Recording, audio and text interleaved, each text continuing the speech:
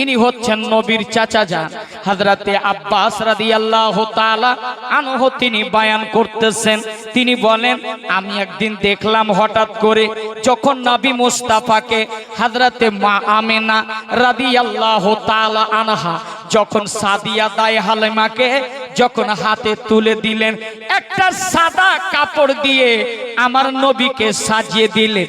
মা আমেনা রাদিয়াল্লাহু তাআলা আনহার যেন যখন সাজিয়ে দিলেন, আমার নবীর এত সুন্দর চেহারা, আমার নবীর এত সুন্দর মুখড়া, যেই চেহারা দেখে বাবা গো এই নবী মুস্তাফার চেহারা মোবারকে কোনোদিনই পৃথিবীর কোনো মুসামাসি বসে নাই। এই নবী মুস্তাফার চেহারা এমন চেহারা গো, চার সম্পর্কে আমার রব্বুল আলামিন বলেন ওয়াদুহা ওয়াল্লাইলি ইযা সাজা। আল্লাহু আকবার বলেন। আল্লাহ রাব্বুল আলামিন পবিত্র কোরআনে নবীর চেহারা সম্পর্কে ওয়াদুহা ওয়াল্লাইল ইযা সাজা, আমার নবীর চেহারা এত সুন্দর, আল্লাহর কসম মায়ার নবী দয়ার নবীর চেহারা এত সুন্দর ছিল যে চেহারাতে কোনো পৃথিবীর মশামাছি বসে নয়। এই নবীর চেহারা দেখবেন পূর্ণিমার চাঁদ, এই পূর্ণিমার চাঁদে একটা দাগ দেখা যায়, কিন্তু আমার নবীর চেহারায় কোনো দাগ ছিল না। একটু চিৎকার মেরে বলেন আল্লাহু আকবার। বাবা, আমার নবী মায়ার নবী রহমতাল লিল আলামিন নবী হযরতে আব্বাস রাদিয়াল্লাহু তাআলা আনহু তিনি বয়ান করতেছেন, তিনি বলছেন মা আমেনা যখন একটা সাদা কাপড়ে আমার নবীকে সাজিয়ে সাদিয়া দায়ে হালিমা, যে সাদিয়ার নাম শুনেছেন বাবা, দায়ে হালিমা নামটা শুনেছেন, সাদিয়া দায়ে হালিমা রাদিয়াল্লাহু তাআলা আনহা যখন আমার নবী মুস্তাফাকে যে বাবা জন্তুটা যেটা যানবাহনে চড়িয়ে নিয়ে আসলেন, ওই যানবাহনটা হাঁটতে পারছিল না, এত দুর্বল ছিল, কিন্তু আমার নবীকে যেমনি নিয়ে বসেছেন বাবা, ওই জন্তুটা দুর্বল সুস্থ হয়ে গেছিল। আমার নবী গো, ও মায়ের নবী রহমতাল লিল আলামিন নবী, আমার নবী তো এমন নবী ছিলেন বাবা, আমার নবী হযরতে আব্বাস রাদিয়াল্লাহু তাআলা আনহু তিনি বয়ান করছেন, আমার নবীকে যখনই সাদিয়া দায়ে হালিমা ঘরের ভিতরে নিয়ে আসলেন বাবা রে, ওই ঘরের ভিতরে আনার পরে আমার নবী একটা দোলনা দিলেন নবীকে, দোলনার উপরে, দোলনা আপনাদের দিকে কি বলে বাবা? ঝুল্লু আমাদের মালদাতে বলে, আপনাদের দিকে কি বলে? দোলনা বলে। আমার নবী মুস্তাফা সাহিবে লাউলাকে এত সুন্দর চেহারা নবী, আমার নবীকে যেন ওই দোলনাতে ঝুলিয়ে দিলেন। সাদিয়া দায়ে হালিমা রাদিয়াল্লাহু তাআলা আনহা যেন দোলনাটা ঝুঁকিয়ে দিলেন, ঝুঁকিয়ে দেওয়ার পরে বাবা গো নিজের কাজে ব্যস্ততা হয়ে গেলেন, নিজের বাড়ির কাজ কাম করতে ব্যস্ততা হয়ে গেলেন। হযরতে সাদিয়া দায়ে হালিমা বলেন আমি লক্ষ্য করি আমার নবীজির চেহারা দিকে বারবার করে তাকাই, সাদিয়া দায়ে হালিমা রাদিয়াল্লাহু তাআলা আনহা যেন বারবার করে তাকাই। কেন তাকাবে না গো, এইরকম নবী তো আল্লাহ পৃথিবীর জমিনে বানায়নি। বরেলির ইশক মোহাব্বত আলা হযরত ইমামে আহলে সুন্নাত ইমাম আহমদ রাজা বলছেন, কি বলছেন বাবা, এত সুন্দর চেহারা আমার নবী বলে यही बोले सिदरा वाले चमने जहां के थाले मैंने सभी छान डाले तेरा पाया का ना पाया। আল্লাহু আকবার বলেন।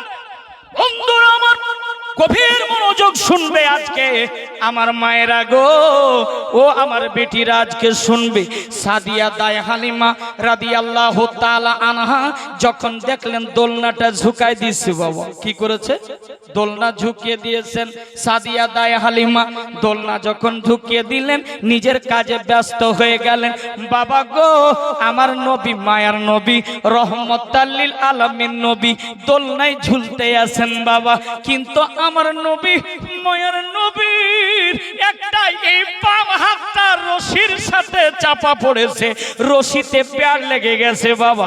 রশিতে যেমনই পেয়ারটা লেগেছে আমার নবীর বাম হাতটা পিছনে পড়েছে। আমার নবী বহুত কষ্ট পেলেন, আমার নবী কত কষ্ট পেলেন।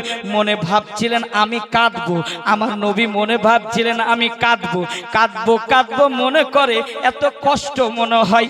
আমার রব্বুল আলামিন জিবরাইলকে পাঠাইলেন, জিবরাইল যাও যাও, আমার নবীর বাম হাতটা চাপা পড়েছে।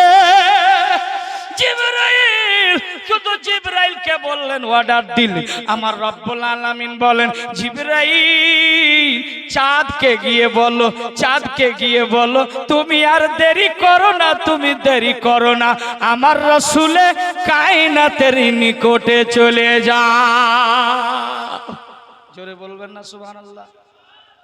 আর একটু আসতে হবে না সুবহানাল্লাহ?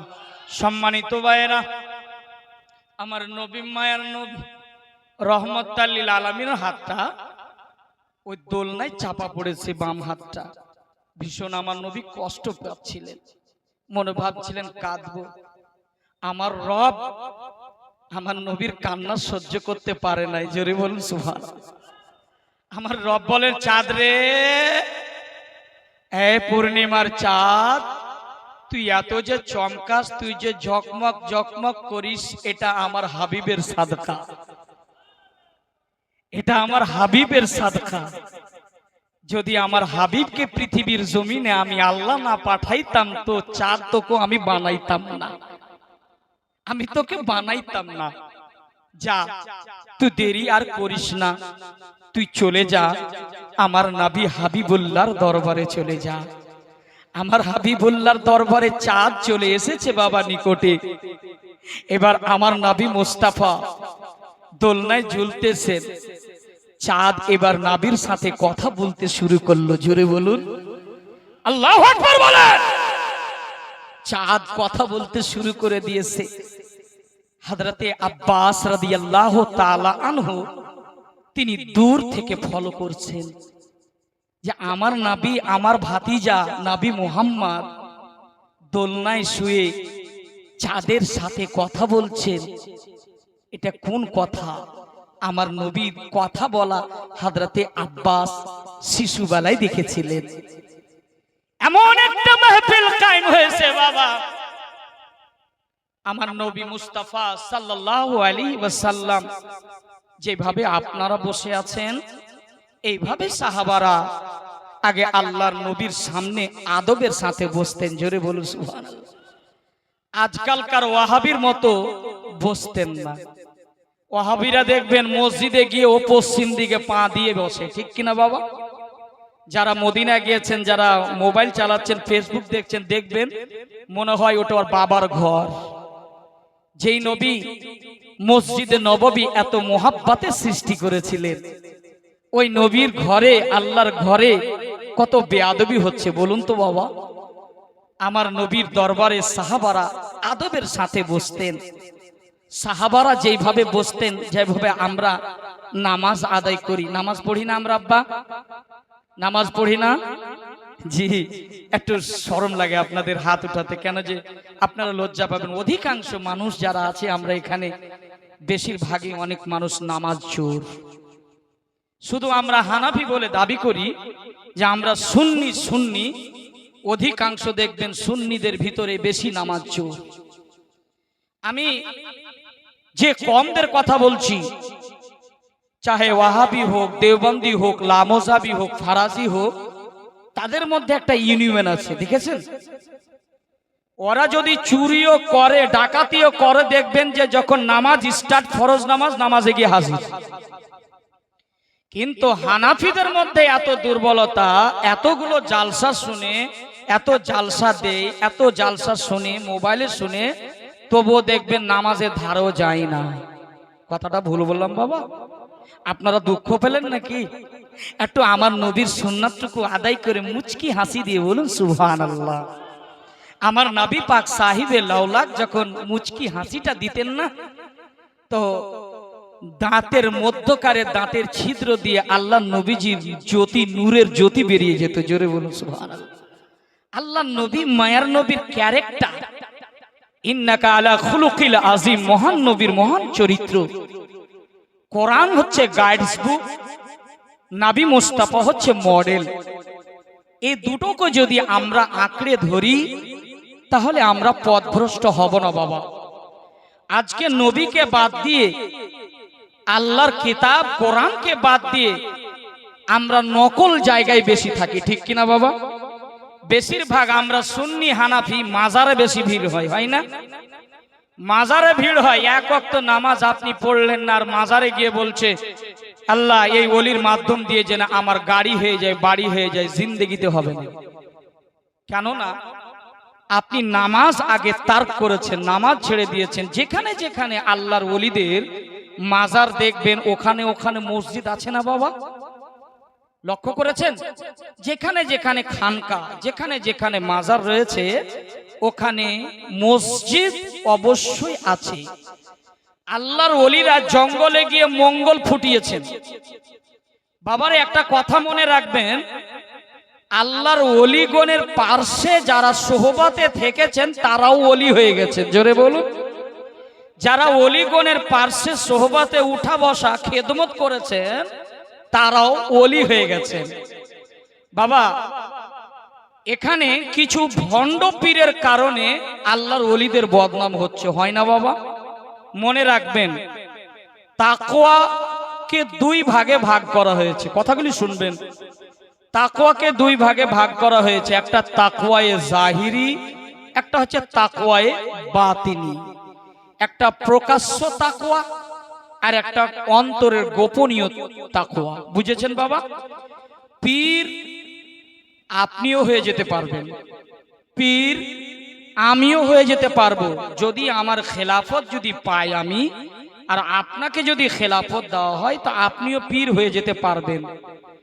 কিন্তু পীর আলাদা জিনিস আর ওলি আলাদা জিনিস।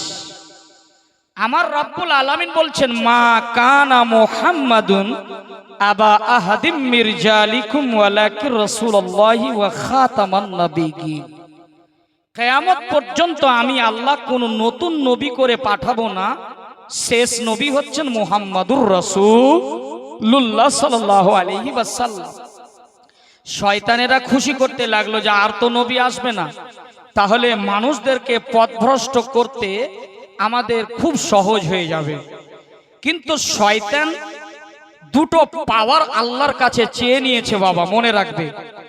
শয়তান আল্লাহর দরবারে বলছে, মাবুদ আমি তো শয়তান মালউন, তাহলে আমি একটা জিনিস আমার চাওয়ার আছে।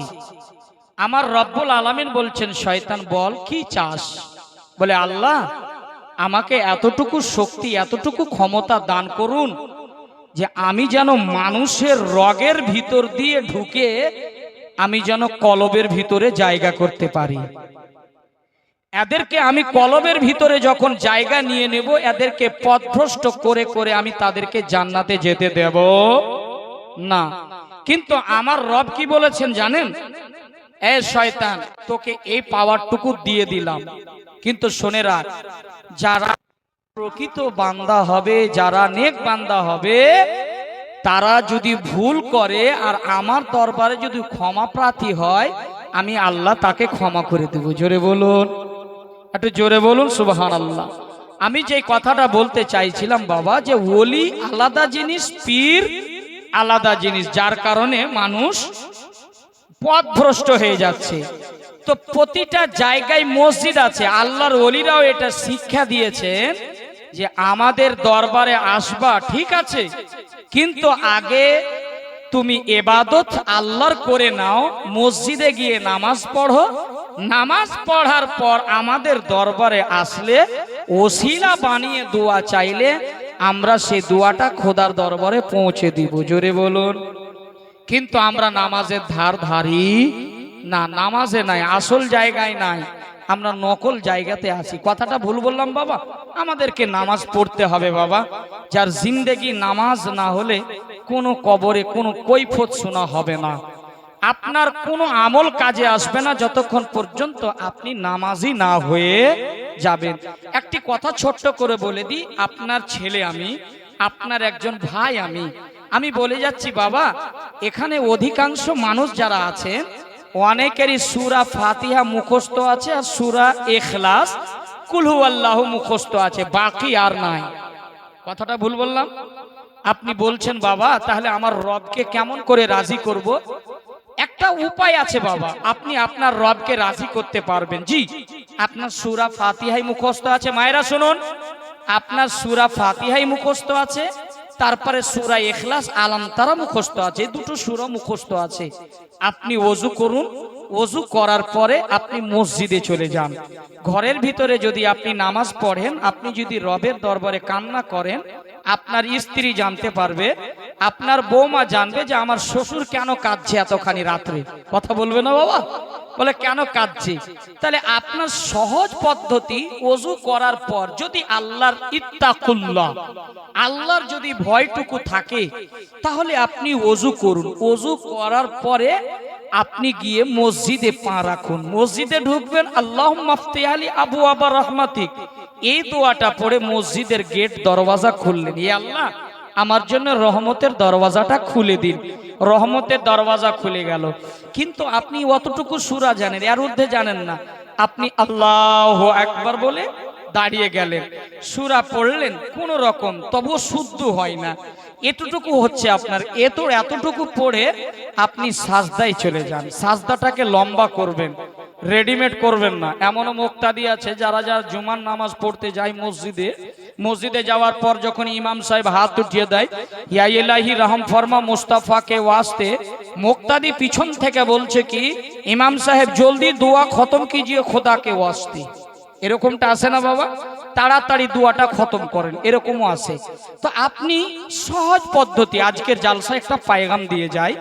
আপনি মসজিদে গিয়ে এক কোণাতে নামাজ পড়তে শুরু করে দিন, এবার সাজদায় চলে যান, লম্বা করে দিন সাজদাটাকে, এবার কাঁদতে শুরু করে দিন। চোখের পানি যদি না বের হয় আপনার, কাদার মতো ভাঁজ করবেন।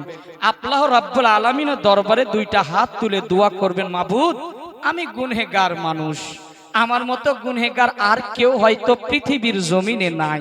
রব্বুল আলামিন তুমি দয়াল মাবুদ, আমি জানি আমি যে গুনাহটা দিনে করেছি কোন পৃথিবীর মানুষ দেখেনি, কিন্তু রব তুমি দেখেছো সেটা।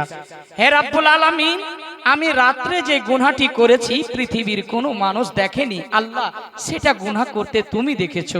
হে মহান রব্বুল আলামিন, আমার গুনাহকে আল্লাহ, আমার গুনাহ পাহাড় সমতুল্য হয়ে গেছে, আমার গুনাহ পাহাড় বরাবর হয়ে গেছে, পানির ফেনার মতো ঝাঁকের মতো হয়ে গেছে। রব্বুল আলামিন, আমি গুনহেগার মানুষ, ইয়া আল্লাহ আমি গুনহেগার বান্দি, ইয়া আল্লাহ আমার গুনাহকে মাফ করে দিন মাবুদ। এতটুকু যদি আপনি বলতে পারেন যুবক, এতটুকু বলতে যদি পারেন আমার আব্বারা, আপনি এইভাবে হাত উঠিয়ে থাকবেন, আমার রব বলবে ফারিস্তা দেখ আমার বান্দা, সারা পৃথিবীর মানুষ শুয়ে গেছে, সারা পৃথিবীর মানুষ ঘুমিয়ে গেছে, আমার বান্দা নিজেকে গুনহেগার মনে করে আমাকে রাজি করার জন্য মসজিদে চলে এসেছে। এই ফারিস্তা সাক্ষী হয়ে যা, এই বান্দা হাত উঠিয়েছে।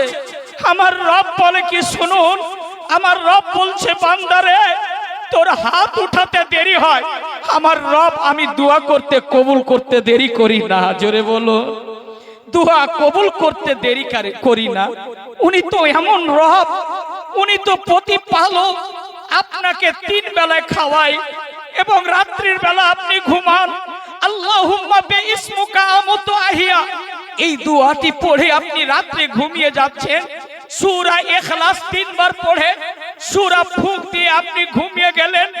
রবের মেহেরবানি দেখেন, আমার আল্লাহর নিয়ামত দেখেন, আমার আল্লাহ কত দয়ালু। যখন মসজিদে আজান দিচ্ছে মুয়াজ্জিন, আসসালাতু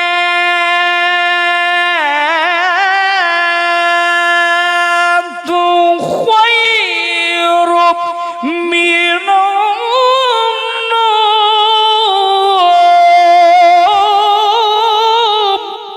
আল্লাহু আকবার বলে। আমার রব বলে বান্দা উঠ, ওযু কর, ওযু করে মসজিদে যা, তোর জন্য নামাজ কায়েম হয়েছে। আল্লাহ পাক বলেন সূরা নিসার মধ্যে, ইন্নাস সালাতা কানাত আলাল মুমিনিনা কিতাবা মাওকুতা, বেশক নিশ্চয় মুসলমানের জন্য নামাজকে ফরজ করেছেন। হে সুন্নি মুসলমান, হাজীগঞ্জের মানুষ, হাজীগঞ্জের মায়েরা আজকে একটু মেসেজ নিয়ে যাবেন। আপনি আর আমি কি করি? রাত্রের বেলা যখন ঘুমিয়ে যায়, রাত্রের বেলা যখন ঘুমিয়ে যায়, আমরা উঠি সকাল 8টার সময়। অনেক মা আছে বোনেরা, 8টার সময় ঘুম থেকে আপনি উঠছেন, উঠার পর আপনি চোখটা কচলাচ্ছেন এইভাবে, আর আপনি দেখেন আপনার রব কত মেহেরবান, আপনাকে সকালের নাস্তাটাও দিয়ে দিচ্ছে। জোরে বলুন সুবহানাল্লাহ। আমার রব কত মেহেরবান রব। দেখেন, আপনারা ভাবছেন না, আপনি যাচ্ছেন ইমাম সাহেবের কাছে তাবিজ নেওয়ার জন্য, আপনি যাচ্ছেন কবিরাজের কাছে তাবিজ নেওয়ার জন্য।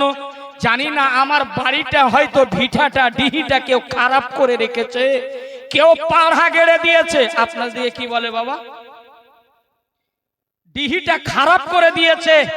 কবিরাজের কাছে খবরদার যাবেন না, কখনো দেখায় না কবিরাজকে বাড়ি, আর কখনো ডাক্তারকে দেখায় না নিজের নাড়ি, না তো বিনাশ করে ফেলবে কবিরাজ, বিনাশ করে ফেলবে ডক্টর। যেইভাবে আপনি অসুখের নাম নিবেন, পেপসি কানে লিখে যাবে, লিখে যাবে আপনার ভিজিট কত হলো বলে 10,000। আপনি গরিব মানুষ, কিষান মানুষ, মাঠে কাজ না করলে, চেন্নাই না চালালে আপনি 2 মুঠ খেতে পারবেন না, আপনার 2টো রোজগার করতে পারবেন না। 10,000 টাকা পাবেন কোথায়? ডক্টরের কাছে দিবেন, কবিরাজের কাছে খবরদার হুঁশিয়ার করে দিলাম, কোনোদিনই যাবা না যে আমার বাড়ি খারাপ হয়েছে, না তো বিনাশ করে ফেলবে, ধ্বংস করে ফেলবে। কবিরাজের কাছে, ইমাম সাহেবের কাছে বলছে, হুজুর আমাকে একটা তাবিজ লিখে দিন। তাবিজ কি হয়েছে বলুন? আমি এত ইনকাম করি, এত আমি টাকা পয়সা রোজগার করি, আমার বাড়িতে বরকত হচ্ছে না, আমার বাড়িতে খাইর বরকত হচ্ছে না, এর জন্য তাবিজ লিখে দিন। হে পাগল হয়েছে নাকি? আপনাকে রাঁচিতে ভর্তি করতে হবে। যদি ইমাম সাহেবের কাছে তাবিজ নিতে গেছেন, আপনি একটা পাগল হয়েছেন। ইমাম সাহেব বলছে তাবিজ নিবা বড় লোক হওয়ার জন্য?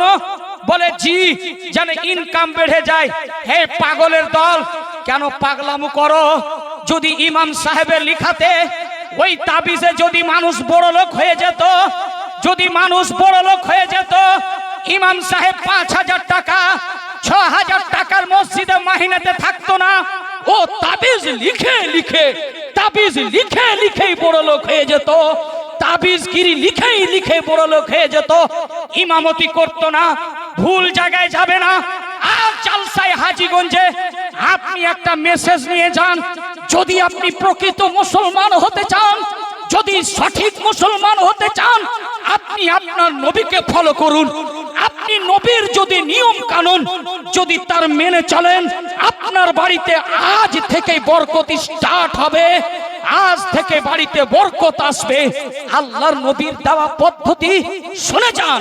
আল্লাহর নবী, মায়ার নবী বলছেন, কোন ব্যক্তি যদি সূরা ইখলাস, কুল হুয়াল্লাহ যদি মুখস্থ থাকে, যখন বাড়িতে যাবে, আসসালাতু আসসালামু আলাইকা ইয়া রাসূলুল্লাহ, আসসালাতু আসসালামু আলাইকা ইয়া হাবিবাল্লাহ, এতটুকু নবীকে সালাম দিয়ে যদি বাড়িতে স্ত্রী থাকে, সন্তান থাকে, বৌমা থাকে, ছেলে থাকে, তাহলে এটুকু আমল করুন, সালামের অভ্যাস করুন, সালাম দিতে শিখুন। আল্লাহর নবী, মায়ার নবী এই কথাটি বলেছেন। সর্বপ্রথমে এই হাদিসটিকে ফরওয়ার্ড করা হয়েছে উম্মতের কাছে। এই হাদিসটি পৌঁছে দাও। এক অপর মুসলমানের সাথে যখন সাক্ষাৎ হবে, মুলাকাত হবে, সর্বপ্রথমে সালাম দিতে হবে। জোরে বলুন সুবহানাল্লাহ। এটা কার কথা? মুফতি আফজালের বাপের কথা না, রাসূলে কায়নাতের কথা। ১৫০০ বছর আগে আল্লাহর নবী বলেছেন, এক অপরকে সালাম দিতে হবে। আজকে আপনি দেখেছেন কিয়ামতের বড় লক্ষণ, সব চাইতে মানুষ গরিবকে সালাম করবে না, মানুষ ভিক্ষুককে সালাম করবে না। কিয়ামতের এটাই বড় আলামত। আল্লাহর নবী যখন সালাম করতেন, এ বেটি আপনার স্বামীকে আপনি সালাম করতে শিখুন, মহব্বত বেড়ে যাবে, ভালোবাসা বেড়ে যাবে যদি আপনি আপনার স্বামীকে সালাম করতে পারেন। হে মায়েরা, আপনাদেরও অপারেশন হবে, কেউ ইনজেকশন লাগিয়ে অপারেশন করে, মুফতি আফজাল হোসেন বিনা ইনজেকশনে অপারেশন করে, ইনশাআল্লাহ আপনাদেরও অপারেশন হবে। আল্লাহর নবী, মায়ার নবী যখন সালাম করতেন, আরে প্যারা রাসূল দয়ার নবী যখন সালাম করতেন, তিনি কি করতেন? ছোট হোক বড় হোক সবাইকে আল্লাহর নবীজি সালাম করতেন। জোরে বলুন সুবহানাল্লাহ। উনি তো হচ্ছেন তাজদারে মদিনা, যার জন্য জমিন তৈরি হয়েছে। আপনি পৃথিবীর জমিনে আলো দেখতে পেয়েছেন, মায়ের মুখ দেখতে পেয়েছেন, আল্লাহকে চিনেছেন ওই নবীর সাদকায়। আল্লাহর নবী একদিন পথ দিয়ে ভ্রমণ করে চলে যাচ্ছেন। আল্লাহর নবী সর্বপ্রথমে বাচ্চাদেরকে, মদিনার গলিতে বাচ্চাদেরকে সালাম করছেন, আসসালামু আলাইকুম ইয়া আব্দুল্লাহ, হে আল্লাহর বান্দা তোমাদেরকে সালাম। আরে চিন্তা করেছেন, উনি হচ্ছেন তাজদারে মদিনা, উনি হচ্ছেন রাসূলে কায়নাত, উনি হচ্ছেন সমস্ত ফেরেশতাদের ইমাম, উনি হচ্ছেন সমস্ত নবীদের ইমাম, আর নবী হয়ে ছোট বাচ্চাদেরকে সালাম করছেন। জোরে বলুন সুবহানাল্লাহ। আমার নবীর ক্যারেক্টার দেখুন, আমার নবীর চরিত্র দেখুন। আমার নবী বাচ্চাদেরকে সালাম করলেন, ডেলি রাস্তা দিয়ে চলে যায় আমার নবী সালাম, আসসালামু আলাইকুম ইয়া আব্দুল্লাহ। বাচ্চারা, ছেলেরা একদিন মিটিং করলো, ওরা ছিল সাহাবী সাহাবী। ছেলেরা বলছেন, এ ভাইরা, এ দয়ার নবী, মায়ার নবী, এই রাস্তা দিয়ে তো চলে যান, কিন্তু আমাদেরকে আগে তিনি সালাম করে দেন। মিটিং হলো কি, যে আমরা পাহাড়ের গুহায় এক পার্শ্বে লুকিয়ে থাকবো, আমার নবী যখন আসবে সর্বপ্রথম আমরা আগে সালাম দিয়ে দেব। একটু মহব্বতে বলুন ইয়া রাসূলুল্লাহ, সর্বপ্রথমে আমি সালাম দিয়ে দিব। রাসূলে কায়নাত সাল্লাল্লাহু আলাইহি সাল্লাম জেনে গেলেন, গায়বের সংবাদদাতা নবী, হায়াতুন নবী, জিন্দা নবী, নিজের রওজা শরীফে বা হায়াত জীবিত আছেন। জোরে বলুন সুবহানাল্লাহ। ওই নবী কি করছেন? ওই রাস্তা দিয়ে অবিলম্বন করে চলে যাচ্ছেন পাহাড়ের পাশে দিয়ে। আমার নবী ওখানে সালাম করলেন না, চুপ হয়ে আছেন। বাচ্চারা সবাই মিলে একসাথে বেরিয়ে নবীজিকে সালাম করছেন, আসসালাতু আসসালামু আলাইকা ইয়া রাসূলুল্লাহ। আসসালাম, আপনারা একটু পড়ুন, আসসালাতু আসসালামু, একটু অভ্যাস করুন, আসসালাতু আসসালামু আলাইকা ইয়া রাসূলুল্লাহ, আসসালাতু আসসালামু আলাইকা ইয়া হাবিবাল্লাহ। নবীজিকে সালাম দিয়ে দিলেন। এবার বাচ্চাদের অভ্যাস তো বুঝতে পারছেন নাকি বাবা? বাচ্চারা বলছে দয়ার নবীকে, ইয়া রাসূলুল্লাহ, ইয়া হাবিবাল্লাহ, আজকে তো আপনি সালাম দিতে পেলেন না, আজকে তো আমরা সালাম দিয়ে দিয়েছি। এই বাচ্চারা মজাক করছে, এভাবে হাসতেছেন, হুজুর সালাম তো আগে দিয়ে দিয়েছি, আপনি তো করতে পারলেন না। দয়ার নবী বলছেন, এই আমার বাচ্চারা, এই আল্লাহর বান্দারা, শুনো শুনো, গত রাত্রে যে তোমরা মিটিং করেছো এটা যে আমি জানি। এটা মহব্বত বলো ইয়া রাসূলুল্লাহ। হে ছেলেরা, তোমরা যে গত রাত্রে মিটিং করেছো রাসূলে কায়নাত আসবে, সালাম আগে দেব, আমি রাসূলুল্লাহ আগে জেনে গেছি। আমি যদি সালাম আগে করে দিতাম, তোমরা ছোট বাচ্চা, তোমরা শিশু বাচ্চা, যদি আমি আগে সালাম করে দিতাম তাহলে তোমাদের অন্তর ফেটে যেত। চুরি চুরি চুরি চুরি মোহাব্বত সে বলি ইয়া রাসূলুল্লাহ, অন্তরটা ফেটে যেত। এর জন্য আমি নবী তোমাদেরকে সালাম করার চান্স, মৌকা দিয়ে দিলাম। জোরে বলুন সুবহানাল্লাহ। আল্লাহ নবী, মায়ার নবী বলছেন, সর্বপ্রথমে যে এক অপর মুসলমানকে সালাম দেবে উনি জান্নাতের হকদার আগে হয়ে যাবে। এত আস্তে সুবহানাল্লাহ। হাজীগঞ্জের মানুষ দিলদার মানুষ। আমি সাজিদুর ভাই রহমান সাহেবের কাছে আমি জেনেছি, হুজুর আমি এত ঘন্টা সফর করে যাচ্ছি, বলে হুজুর এখানকার মানুষ দিলদার মানুষ, আজকে ডেটের জন্য না জানে কত যে কি বলছিল হুজুর, আজকে ওনাদের জালসায় বলে দিবেন যে শরীর খারাপ আছে। আমি বললাম না ভাই, যেখানে জবান দিয়েছি মুসলমানের ওয়াদা সাচ্চা ওয়াদা। আমার জীবন চলে গেল, আমি অসুস্থ, আমার বাড়ি আলী এখন বর্তমান অসুস্থ, বিছানায় পড়ে আছে, তবুও এই হাজীগঞ্জের মোহাব্বতে এসে উপস্থিত হতে পেরেছি। মোহাব্বতে বলুন ইয়া রাসূলুল্লাহ। জি, গোলামে তাজুশ শরিয়া, मेरे पीरो मुर्शिद ताजुश शरिया, मोहब्बत से बोलिए सुभान अल्लाह। जहां पानी अता कर दे, भरी जन्नत हिबा कर दे, नबी मुख्तार कुल है, जिसको जो चाहे आता कर दे। আমার নবী তো এমন নবী ছিলেন, কাউরি অন্তর ভেঙে দিতে নয়। আল্লাহর রাসূলের নিকটে একজন চলে আসছে ইহুদি, আসার পর বলছে হুজুর আমার সন্তান হারিয়ে গেছে, আমার ছেলে হারিয়ে গেছে, কোথায় আছে একটু বলে দিন। আমার নবী গায়েবের সংবাদদাতা, আমার নবী বলছে চলে যাও ওই পাহাড়ের গুহাতে যাবা, ওখানে অনেকের বাচ্চারা খেলাধুলা করে, ওখানে তোমারও বাচ্চাটা আছে।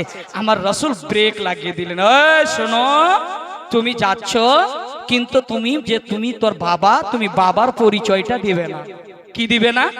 বাবার পরিচয়টা দিবে না। ইয়া রাসূলুল্লাহ, কেন? আমার ছেলে, আমি কেন বাবার পরিচয় দেব না? আমার রাসূল দেখেন টুটেই হয়ে দিল কো লাগাতে হে মুস্তাফা, জোরে বলুন সুবহানাল্লাহ। আমার নবী বলছেন শোনো, ওখানে ইয়াতিমের ছেলে আছে, ওখানে মা হারা আছে, ওখানে বাবা হারা আছে, ওখানে গরিব আছে যার মা নেই বাবা নাই। ওখানে যদি তোমার বাবার পরিচয়টা তুমি দাও, তাহলে অনেকের ইয়াতিম ছেলে বড় দুঃখ পাবে, বড় কষ্ট পাবে যে আমাদেরও যদি বাবা থাকতো, আমাদেরও বাবা এসে আমাদেরকে কোলে নিয়ে যেত। আমার নবী বলছে কাউরি অন্তর ভাঙতে আমার নবী আসেননি, অন্তরটাকে জড়িয়ে দিতে এসেছিলেন। জোরে বলুন সুবহানাল্লাহ। আমার নবীর চরিত্র এত সুন্দর। তো সর্বপ্রথম হাজীগঞ্জের মানুষ বলবো এক অপরকে সালাম করতে শিখুন। ঠিক আছে বাবা? আপনারা দুঃখ পেলেন নাকি বাবা? আপনারা সালাম। এ বেটি, হাজীগঞ্জের মায়েরা আপনাদেরকে অনুরোধ করব, আপনারা জান্নাতি মা যদি পারেন তাহলে স্বামীর ভালোবাসাটা নিয়ে যতই আপনি নামাজ পড়েন, যতই তাহাজ্জুদ পড়েন, কপালে ঘরটা ফেলে দেন, যতই তসবিহ টানেন, তাহাজ্জুদ পড়েন, আপনার তাহাজ্জুদও একদিকে, নামাজও একদিকে, আপনি জান্নাতে যেতে পারবেন না। এটা গ্যারান্টি দিলাম, কোনোদিনই জান্নাতে যেতে পারবে না। জান্নাতে তখনই যাবে যখন আপনার স্বামীটাকে আপনি রাজি করে রাখবেন, আপনার স্বামীটার সেবা করবেন। যদি আপনার স্বামী যদি চেন্নাই চালায়, যদি মাঠে ঘাটে চাষ করে, তবুও কিন্তু স্বামী। যাদের পৃথিবীর জমিনে স্বামী বেঁচে নাই, তাদের দুনিয়াতে 5 পয়সাও মূল্য নাই। কথাটা ভুল বললাম বাবা? ভুল বললাম? 5 পয়সা মূল্য নাই। গরিব হোক যাই হোক, স্বামীকে কখনো অভিশাপ দিবে না, না তো বিনা হিসাবে জাহান্নামে যাবে। কোনো আপনার কৈফিয়ত শোনা হবে না। পারলে আপনার স্বামী মাঠে থেকে এসছে, চেন্নাই চালিয়ে এসেছে, আপনি কি করবেন? একটা মা, শুনুন, মা খাদিজাতুল কুবরা হযরতে আমিনা রাদিয়াল্লাহু তাআলা। এবার আমার নবী মুস্তাফা একটা হাদিস বলে দিচ্ছি বাবা। আমার নবীর শিক্ষা মা ফাতেমাকে কি দিয়েছিল বেটি জানো? ওর জীবনী পড়তে হবে। আল্লাহর রাসূল সাল্লাল্লাহু আলাইহি সাল্লামকে যখন আল্লাহর রাসূল তার নিজ কন্যা হযরতে ফাতেমা, যিনি ইমাম হাসান ও হোসেনের আম্মা জান, হযরতে ফাতেমাকে যখন তার হযরতে আলী কাররামুল্লাহুল ওয়াজহুর সাথে যখন বিবাহ দেন, তখন আল্লাহর রাসূল কে ফাতেমা বলছেন, আব্বু আজকে আমার প্রথম রাত, বিবাহ হয়েছে, নেকাহ হয়েছে, শ্বশুর বাড়িতে যাব, জানি না কেমন রাতটা কাটবে, কিভাবে কাটবে, একটু দয়া করে বলবেন। আমার নবী বলছেন, বেটি ফাতেমা এ কথা জিজ্ঞেস করো না, কেননা তোমার মা খাদিজাতুল কুবরা দুনিয়ায় বেঁচে নাই। জোরে বলেন সুবহানাল্লাহ। তোমার মা খাদিজাতুল কুবরা বেঁচে নাই, আমি বাবা হয়ে কতটুকু বলবো মা? তাহলে একটা কথা মনে রাখবে মা, একটা কথা মনে রাখবে, যখন আলী যখন তোমাকে ফাতেমা বলে আওয়াজটা দেবে, একটা আওয়াজে তুমি লাব্বাইক বলে হাজির হয়ে যাবে। জোরে বলুন সুবহানাল্লাহ। এটা নবীর হচ্ছে ওয়ার্ডার, আল্লাহর নবীর হচ্ছে ওয়ার্ডার, আর একটা হচ্ছে ওয়াফাস। আল্লাহর নবী এইভাবে শিক্ষাটা দিলেন। মা ফাতেমা যখন শ্বশুর বাড়িতে, মা ফাতেমা গেলেন হযরতে আলীর বাড়িতে, আহারে খেজুর পাতের চাটাই, আল্লাহু আকবার। আমাদের মতো তোষক আর গদ্দি ছিল না। নবীর বেটি গেলেন ফাতেমা শ্বশুর বাড়িতে, হযরতে আলীর বাড়িতে। এবার হযরতে আলী একদিন সফরে যাবেন, বিবাহ হওয়ার পর বাচ্চা হলো, 2টা বাচ্চা, তার নাম হচ্ছে ইমাম হাসান ও হোসেন। এই 2টা সন্তান হলো, মেয়ে পরে হয়েছে। এবার হযরতে ইমাম হাসান ও হোসেন যেন হযরতে জাইনুল আবেদিনকে যখন জিম্মেদারি দিয়ে দেন মা ফাতেমা, যে এই যে দুটা সন্তান রেখে গেলাম বেটি জাইনাব, যখন কারবালার প্রান্তে যাবে আমার ছেলে যতদিন থাকবে কোনোদিনই হাতটা ছেড়ে দিবে না। জোরে বলুন সুবহানাল্লাহ। হযরতে জাইনাবকে ডাক দেওয়া হয়েছে, কিন্তু আমার হুসাইন আর হাসান বাড়িতে আছেন। ফাতেমাকে বলছেন, ফাতেমা আজকে আমি একটা কাজে যাব। বলে ঠিক আছে, বলে রাত্রের বেলা খাওয়া দাওয়া করে ঘুমিয়ে যাবে। এবার ফাতেমা স্বামীকে কি উত্তর দিচ্ছে জানেন? মায়েরা শোনো, ফাতেমা কি উত্তর দিয়েছিলেন? ওগো মাথার তাজ, মওলায়ে কায়নাত শেরে খোদা, একটা হচ্ছে ওয়ার্ডার, একটা হচ্ছে অভ্যাস। আমার আব্বা যেটা বলেছেন এটা হচ্ছে ওয়ার্ডার, আর যেটা আমি দেখেছি আমার আব্বু নবী মুস্তাফা যতক্ষণ বাড়ি না ফিরতেন মা খাদিজাতুল কুবরা ঘুমাইতেন না। জোরে বলুন সুবহানাল্লাহ।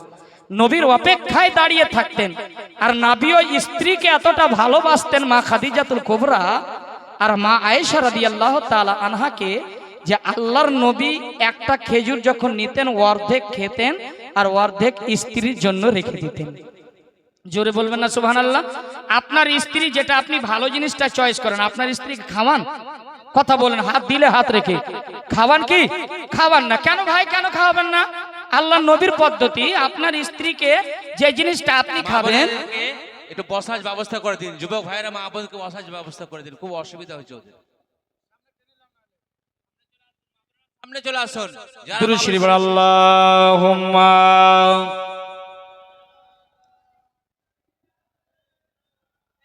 মাওলানা মুহাম্মদ আলা মুহাম্মাদিন। এবার চুপ হয়ে যান। এবার শুনুন একটি হাদিস যেটি বলছিলাম। তো মা ফাতেমা বলছেন, স্বামী গো, আমার মায়ের অভ্যাস ছিল যে যতক্ষণ পর্যন্ত আমার নবী যখন বাড়ি না আসতেন ততক্ষণ পর্যন্ত আমার আম্মা ঘুমাইতেন না।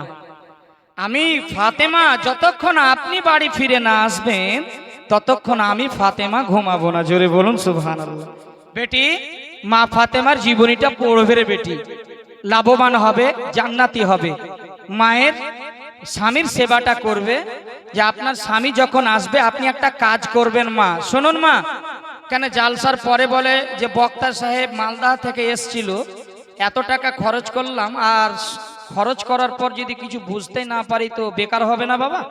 হবে না। শুনুন মা, একটা কাজ করবেন আজ থেকে আপনারা, আপনার স্বামী যখন বাড়িতে ঢুকবে আপনারা আব্বাজি আপনারা সালাম করবেন সর্বপ্রথমে, আসসালামু আলাইকুম। আপনি মুচকি হাসিটা দিয়ে সালামটা গ্রহণ করবেন, গেটটা খুলবেন, খোলার পরে আপনার স্বামীকে একটা বসার জন্য চেয়ার দিবেন। যারা সার্ভিসম্যান, যারা চাকরিজীবী মানুষ, যারা চাকরি করে, তারা একটা কাজ করবে, স্বামীকে বসতে দেওয়ার পর যারা জুতা পরিধান করে থাকে মায়েরা স্বামীর জুতাটা খুলে দেবে। যদি পায়ে মোজাটা পরে থাকে মোজাটা খুলে দেবে। খুলে দেওয়ার পর এক ঘটি পানি দিবে। আপনার দিকে কি বলে, ঘটি বলে না লোটা? কি বলে বাবা? জি এ বোয়াখানা না? আরে বাপরে, এক দেশের গালি গো মা, এক দেশের বলি গো, নয়ন খুলে দেখো মা থালি হয়েছে খালি। এক দেশের গালি গো মা, এক দেশের বলি, নয়ন খুলে দেখো মা থালি হয়েছে খালি। আমি বাংলাদেশের সিলেটে ঢাকায় যখন বললাম যে ঝাড়ু, ওদিকে বাবা ঝাড়ু, আমাদের দিকে ঝাড়ু বলে সাজিদুর ভাই, আর ওখানে গালি। বুঝতে পারছেন? বলে হুজুর আপনি তো একটা গালি ভাষা প্রয়োগ করেছেন। আমি কি গো? ঝাড়ু মানে ঝাড়ু, এটা উত্তরপ্রদেশে বললো একটা গালি। তো একদিকের গালি একদিকের বলি, আপনারা বলেন বদনা, আর আমাদের মালদা জেলায় বলে লোটা না বা ঘটি বলে। বুঝেছেন বাবা? এই জন্য বললাম এক দেশের গালি গো মা, এক দেশের বলি। মানে এক জায়গায় জামাইকে বলা হয় ভাতা, বুঝেছেন? জামাইকে বলা হয় ভাতার। এবার জামাই, নতুন জামাই গেছে তো, এবার জামাই বসেছে ভাত খেতে, এবার বলছে ভাতার ভাত নিবা। এবার জামাই ব্রেন শর্ট, বাবা ই কি ভাষা রে বাবা, এখানে আবার ভাতার বলে। এবার জামাই খুব চালাক, এবার জামাই বলছে এক দেশের বলি গো মা, এক দেশের গালি, নয়ন খুলে দেখো মা থালি হয়েছে খালি। আপনারা রাগ করছেন নাকি বাবা? একটু মহব্বতে বলেন ইয়া রাসূলুল্লাহ।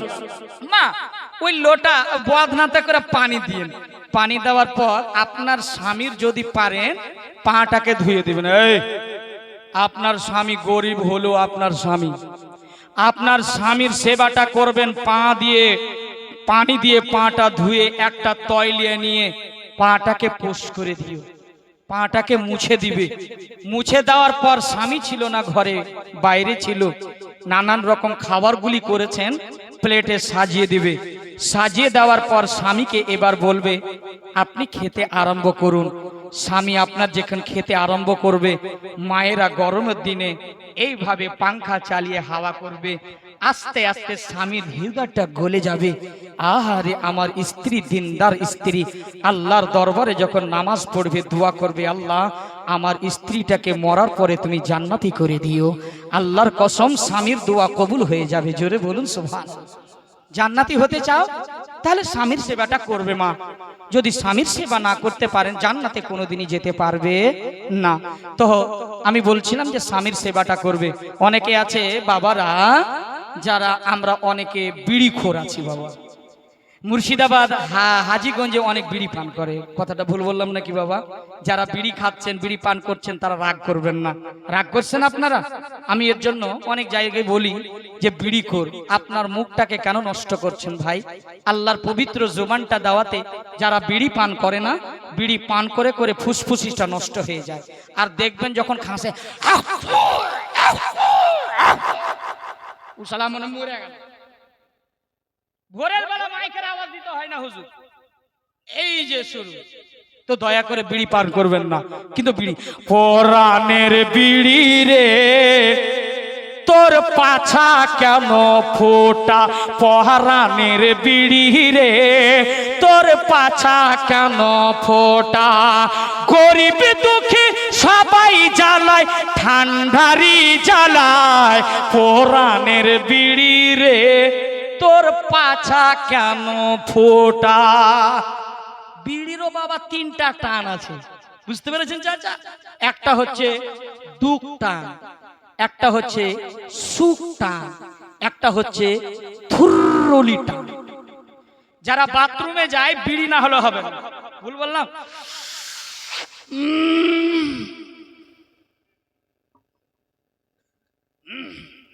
খালি সুকটান। চায়ের দোকানে বসেছে যুবকরা, দেখবেন বাম হাতে চায়ের গ্লাস আর এই হাতে, এটা হচ্ছে সুকটা। বুঝতে পেরেছেন? বুঝেছেন তো? এবার থুরুলি টান, যারা যুবক সিগারেট পান করে, নাক দিয়ে বের করে, পরাণের বিড়ি রে তোর পাছা কেন ফোটা, পরাণের বিড়ি রে তোর পাছা কেন ফোটা, গরিব দুঃখী সবাই জ্বালায়, টেনশনের জ্বালায়, পরাণের বিড়ি রে তোর পাছা কেন ফোটা, পরাণের বিড়ি রে তোর পাছা কেন ফোটা। জোরে বলুন না আল্লাহু আকবার। সম্মানিত ভাইরা আমার, দিনী বোনের একটা কথা বলে যায়, এই কাজগুলো করবেন আপনি জান্নাতি হবেন।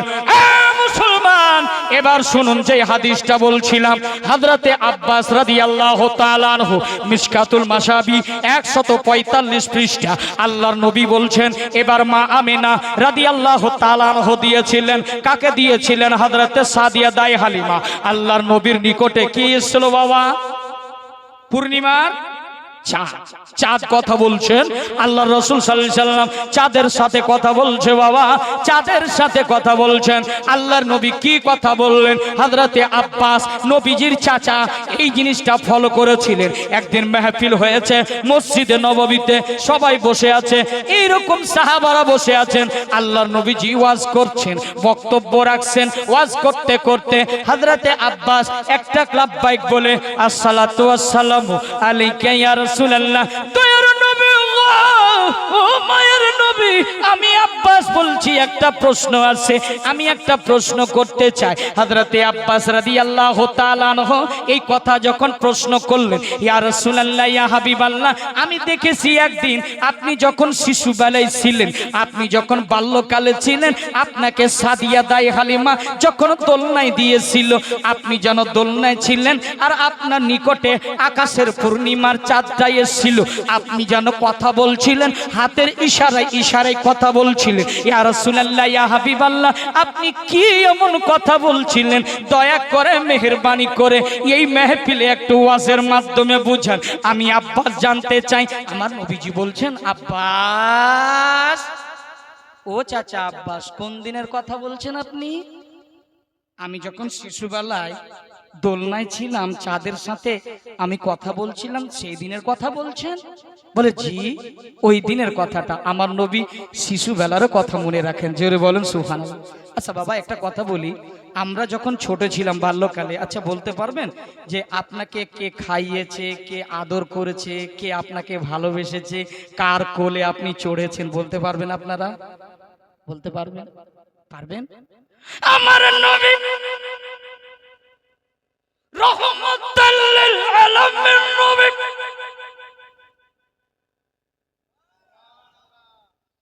গায়েবের সংবাদদাতা নবী। চাচা আপনি ওই দিনের কথা বলছেন, আরে ইনি তো হচ্ছেন নবী, নবীদের গোলামের গোলাম, গৌসুল আজম বড় পীর আব্দুল কাদের জিলানী রহমাতুল্লাহ আলাইহি। মায়ের পেটে যখন ছিলেন, মায়ের গর্ভেতে যখন ছিলেন, মায়ের কোরআন শুনে শুনে 18 পারা কোরআন মুখস্থ করেছিলেন। আল্লাহু আকবার বলে।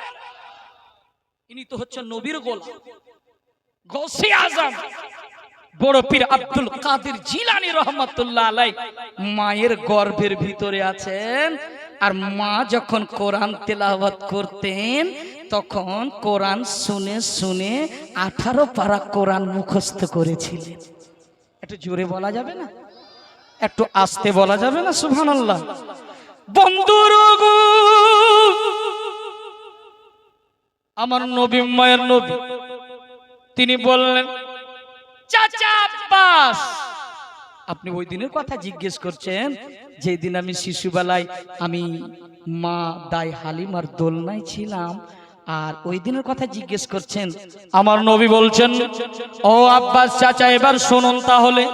আমি যখন শিশুবেলায় ছিলাম, আমার সাদিয়া দাই হালিমা রাদিয়াল্লাহু তাআলা আনহা যখন আমাকে দোলনায় রেখেছিলেন, ওই অবস্থায় আমার এই বাম হাতটা রশিতে ফেঁসে গেছিল, আমার পিছনটাতে চাপা পড়েছিল। আমি ভীষণ কষ্ট পাচ্ছিলাম, আমি বড় কষ্ট পাচ্ছিলাম। আমি মনে ভাবছিলাম আর কষ্ট সহ্য করতে পারবো না, আমি কান্না করি। আমি যদি কান্না করি, সাদিয়া দাই হালিমা ছুটে আসবে। আমি মনে মনে ভাবছিলাম কান্না করব, কিন্তু আমার রব সেটা মঞ্জুর করলেন না। আমার রব আমার নিকটে পূর্ণিমার চাঁদ পাঠায়া দিয়েছিলে। জোরে বলুন সুবহানাল্লাহ। পূর্ণিমার চাঁদ পাঠাইছে মহান রব্বুল আলামিন, পূর্ণিমার চাঁদ পাঠিয়েছিলেন। আমার আকা মুস্তাফা বলেন, ওগো শোনো আব্বাস, ওগো চাচা, আমি ওই দিন চাঁদের সাথে আমি কথা বলতে যাইনি, চাঁদ আমার সাথে কথা বলছিল। ইয়া রাসূলুল্লাহ, কি আপনার সাথে কথা বলছিল চাঁদ? একটু দয়া করে মেহেরবানি করে বলবেন। আমার রাসূল বলছেন, শোনো গো চাচা আব্বাস, ওই চাঁদ আমার সাথে কথা কি বলছিল শুনুন। ও চাচা, এই চাঁদ আমাকে বলছিল, ওগো ইয়া রাসূলুল্লাহ, ওগো হাবিবাল্লাহ, আপনি কাঁদবেন না, আপনি কাঁদবেন না, আপনি কাঁদবেন না, আপনি কাঁদবেন না, আপনি কাঁদবেন না, আপনি কাঁদবেন না। আপনি যদি কাঁদেন চোখের পানি যদি জমিনের বুকে পড়ে যায়, ইয়া রাসূলুল্লাহ, ইয়া হাবিবাল্লাহ, আপনার চোখের পানি যদি জমিনের বুকে পড়ে যায়, দয়ার নবী গো, কিয়ামত পর্যন্ত শাক সবজি ধান গম চাষ জীবনেও হবে না। একটু জোরে বলুন সুবহানাল্লাহ। ইয়া রাসূলুল্লাহ, কোনদিন উৎপন্ন হবে না। যদি আপনি কাঁদেন ইয়া রাসূলুল্লাহ, কিয়ামত পর্যন্ত কোনো ফসল পানি হবে না। আপনার চোখের পানি যদি পড়ে যায়, কোনদিন ফসল পানি হবে না। ইয়া রাসূলুল্লাহ, আপনার উম্মতেরা না খেয়ে তারা অনাহারে মারা যাবে। মহান রব্বুল আলামিন পবিত্র কোরআনে ঘোষণা দিয়ে দিলেন, ওয়ামা আরসালনাকা ইল্লা রাহমাতাল লিল আলামিন। আল্লাহু আকবার বলেন। আমার আল্লাহ বলেন, আন্নাবিয়্যু আওলা বিল মুমিনিনা মিন আনফুসিহি। এ মুসলমান হাজীগণের মানুষেরা, কান খুলে শুনুন, দিলের দরওয়াজা খুলুন। ওগো আমার আব্বারা, আমার সোনা মানিকেরা, আমার নবী এতটা নিকটে, আমার নবী এতটা নিকটে, যেই নবীকে ভালোবাসলে, যেই নবীকে যদি মহব্বত করতে পারেন, নবীকে যদি ভালোবাসতে পারেন, ইয়াকিনান আমার নবী হাসরের ময়দানে থাকবে, আমার নবী মিজানে থাকবে, আমার নবী পুলসেরাতে থাকবে, আমার নবী তিনটা জায়গায় থাকবে, কবরেও থাকবে। আমার নবী বলে, উম্মত রে, টেনশন করোস না, টেনশন করোস না। আল্লাহর কসম বলি উম্মত, আল্লাহ পবিত্র কোরআনে ঘোষণা দিয়েছেন, ওয়া মিনকুম ইল্লা ওয়ারিদুহা। প্রতিটা মানুষ, মহিলাকে পুরুষকে, পৃথিবীর জমিনে যতগুলি দুনিয়ায় প্রাণী আছে, আমার আল্লাহ বলেন, আমি প্রতিটা মানুষকে ওই পুলসেরাতের রাস্তাটাই পার হতে হবে। জোরে বলুন, ওই পুলসেরাতের রাস্তা। আল্লাহ বলেন, ওয়া মিনকুম ইল্লা ওয়ারিদুহা। ওই পুলসেরাতের রাস্তা কত দিনের হবে রে আমার আব্বা? শুনুন, ওই পুলসেরাতের রাস্তাটা হবে 30,000 বছরের রাস্তা। আল্লাহু আকবার বলেন। যুবকেরা, আমার শিক্ষিত ভাইরা, একটু পুলসেরাতের রাস্তাটাকে ফল লক্ষ্য করবেন। পুলসেরাতের রাস্তা এমন একটা রাস্তা, এমন একটা রাস্তা, যে হাদিসে বর্ণনা করা হয়েছে, আল্লাহর নবীজি, মায়ার নবী, তিনি বলতেছেন, আল্লাহর কসম, 30,000 বছরের, কত বললাম বাবা? একটু জোরে বলুন, কত? এদিকার আওয়াজ আসছে না। এই যে হাবিবগঞ্জের জিয়াগঞ্জের মানুষ, এটা হচ্ছে হাজীগঞ্জের মানুষ। একটু জিয়াগঞ্জের মানুষ বলুন তো কত? আচ্ছা, হাজীগঞ্জের মানুষ একটু বলুন তো। আরে বাবারে, এরা কি বেশি খেয়েছে নাকি রে বাবা? এরা তো বেশি না, সকলে একটু বলুন তো কত হাজার? আল্লাহর নবী 30,000 বছরের কথা আমার আল্লাহ বলেছেন, ওয়া মিনকুম ইল্লা ওয়ারিদুহা। 30,000 বছরের রাস্তা, কোরআন, আল কোরআন। 30,000 বছরের রাস্তাটা আপনাকে আমাকে পার হতে হবে রে যুবক। ওই রাস্তাটা হাদিসে বলা হয়েছে, আল্লাহর নবীজি বলছেন, ওই রাস্তাটা কেমন হবে গো দয়ার নবী? ওই রাস্তাটা কেমন হবে? আমার নবী বলেন, ও উম্মতেরা, ওই রাস্তাটা এমন রাস্তা হবে, যে বর্ণনা শুনে, যে ওয়াজ শুনে, সাহাবাদের চোখে পানি টস টস করে জমিনে পড়ে। আমার নবী কিয়ামতের আলোচনা করতে লাগলেন। আমার নবীর ওয়াজ শুনে সাহাবাদের চোখের পানিগুলো বয়ে বয়ে, দাড়ি ভিজে ভিজে জমিনের বুকে পড়তে লাগলো। আমার নবী বলেন, ওই পুলসিরাতের রাস্তা এতটা কঠিন রাস্তা, যেটা চুলের চাইতে চিকন হবে, তালোয়ার থেকে ধারালো হবে। রে বাবা, হে হাজীগঞ্জের মানুষ, আপনারা বলুন, ওই রাস্তায় এত চিকন, যে রাস্তায় আপনাকে চলতে হবে, একটু যদি আপনি চলতে গিয়ে মিস্টেক করে, একদিকে আছে জাহান্নামের আগুন, একদিকে দাঁড়িয়ে পানি, পড়লে আর উঠা যাবে না। আমার রাসূলুল্লাহ বলছেন, সাহাবারা ওই রাস্তাটা চুলের চাইতে চিকন তালোয়ার থেকে ধারালো হবে। প্রতিটা উম্মতকে ওই রাস্তাটাই পার করতে হবে। সাহাবারা এই কথা যেমন শুনেছেন, চোখের পানি আর ধরে রাখতে পারলেন না। ঝাড়ে ঝাড়ে কেঁদে যাচ্ছেন। সাহাবাদেরকে আল্লাহ নবী সান্ত্বনা দিলেন, হে সাহাবারা শোনো, তোমরা অধৈর্য হবে না। আল্লাহ তো বলেছেন ওয়ামিনকুম ইল্লা ওয়ারিদুহা, প্রত্যেকটা মানুষকে 30,000 বছরের রাস্তাটা চলতে হবে। কিন্তু তোমরা টেনশন করো না, তোমাদের জন্য যে আমি নাবি রয়েছি। তো জোরে জোরে বলুন সুবহানাল্লাহ। তোমাদের জন্য আমি নাবি রয়েছি, টেনশন করবে না। সাহাবারা, 3টা জায়গায় আমি নাবি মুস্তাফা, আমি দরদি নবী 3টা জায়গায় থাকবো। হে মুসলমান হাজীগঞ্জের মানুষ, ইয়ং জেনারেশন ভাইরা, শিক্ষিত ভাই, 3টা জায়গায় কোন জায়গায় আল্লাহ রাসূল বলেছেন? আল্লাহর নবী বলছেন শোনো, দুনিয়ার মানুষ যখন তোমাকে ধোঁকা দিয়ে দিবে, দুনিয়ার মানুষের সাথে এত মহব্বত করিও না, দুনিয়ার মানুষের সাথে এত দোস্তি করিও না। করলে দিল যদি দিতে হয় নবীকে দিও, ভালো যদি বাঁচতে হয় নবীকে বাসো। দুনিয়াতে বেশি মহব্বত করবে না। আল্লাহর রাসূল বলছেন যখন তোমার মাইয়াত হবে, তোমাকে সেই দিন সেই ব্যক্তি লাশ বলবে, লাশ। যখন গ্রামের মানুষ শুনবে হাজীগঞ্জের একজন আব্দুল কুদ্দুস ভাই ইন্তেকাল করেছে, সকলে পড়ুন ইন্না লিল্লাহি ওয়া ইন্না ইলাইহি রাজিউন। এই দোয়াটা আপনারা পাঠ করবেন। আপনি যদি এই দোয়াটা শিখে রাখুন, ইন্না লিল্লাহি ওয়া ইন্না ইলাইহি রাজিউন, আল্লাহ আপনার জন্য জান্নাতের মধ্যে বাইতুল হামদ, একটা প্রশংসার ঘর বানিয়ে দেয়। জোরে বলুন না সুবহানাল্লাহ। যারা মাফলার নিয়ে আছে, মাফলার চাদর নিয়ে আছে, একটু নিচে রাখো ভাই, নবীর আশিকদের চেহারা ঢাকা থাকে না। এইরকম হাসরের ময়দানেও উঠবেন আর আমার নবীর সামনে চেহারা হবে। জোরে বলুন সুবহানাল্লাহ। আমার নবী মুস্তাফা বলছেন শোনো, একটা কথা মনে রাখবে, যেদিন আপনার মসজিদে এই দোয়াটা পড়বেন, কোনো ব্যক্তি মারা গেছে, কবরে আপনি রাখলেন, এবার রাখার পর এলানো হলো, আচ্ছা বরের পাতা কি এমন দোষ করলো যে আপনার আম পাতা, জাম পাতা, তেঁতুল পাতা, এগুলো পাতা আছে না? একটি বাচ্চা হারিয়ে গেছে, আমাদের স্টেজ আছে, বাচ্চাটা নিয়ে যান, যার বাচ্চা সে নিয়ে যান। বাচ্চা হারিয়ে দেখে বাচ্চা কি করে দেবো নাকি? হারিয়ে গেছে ওর ঠুস ঠিকানা নাই। বাচ্চা হারিয়ে গেছে, বাচ্চা হারিয়ে গেছে, ওর মারি ঠিকই নেই, কি হারালো কি করে?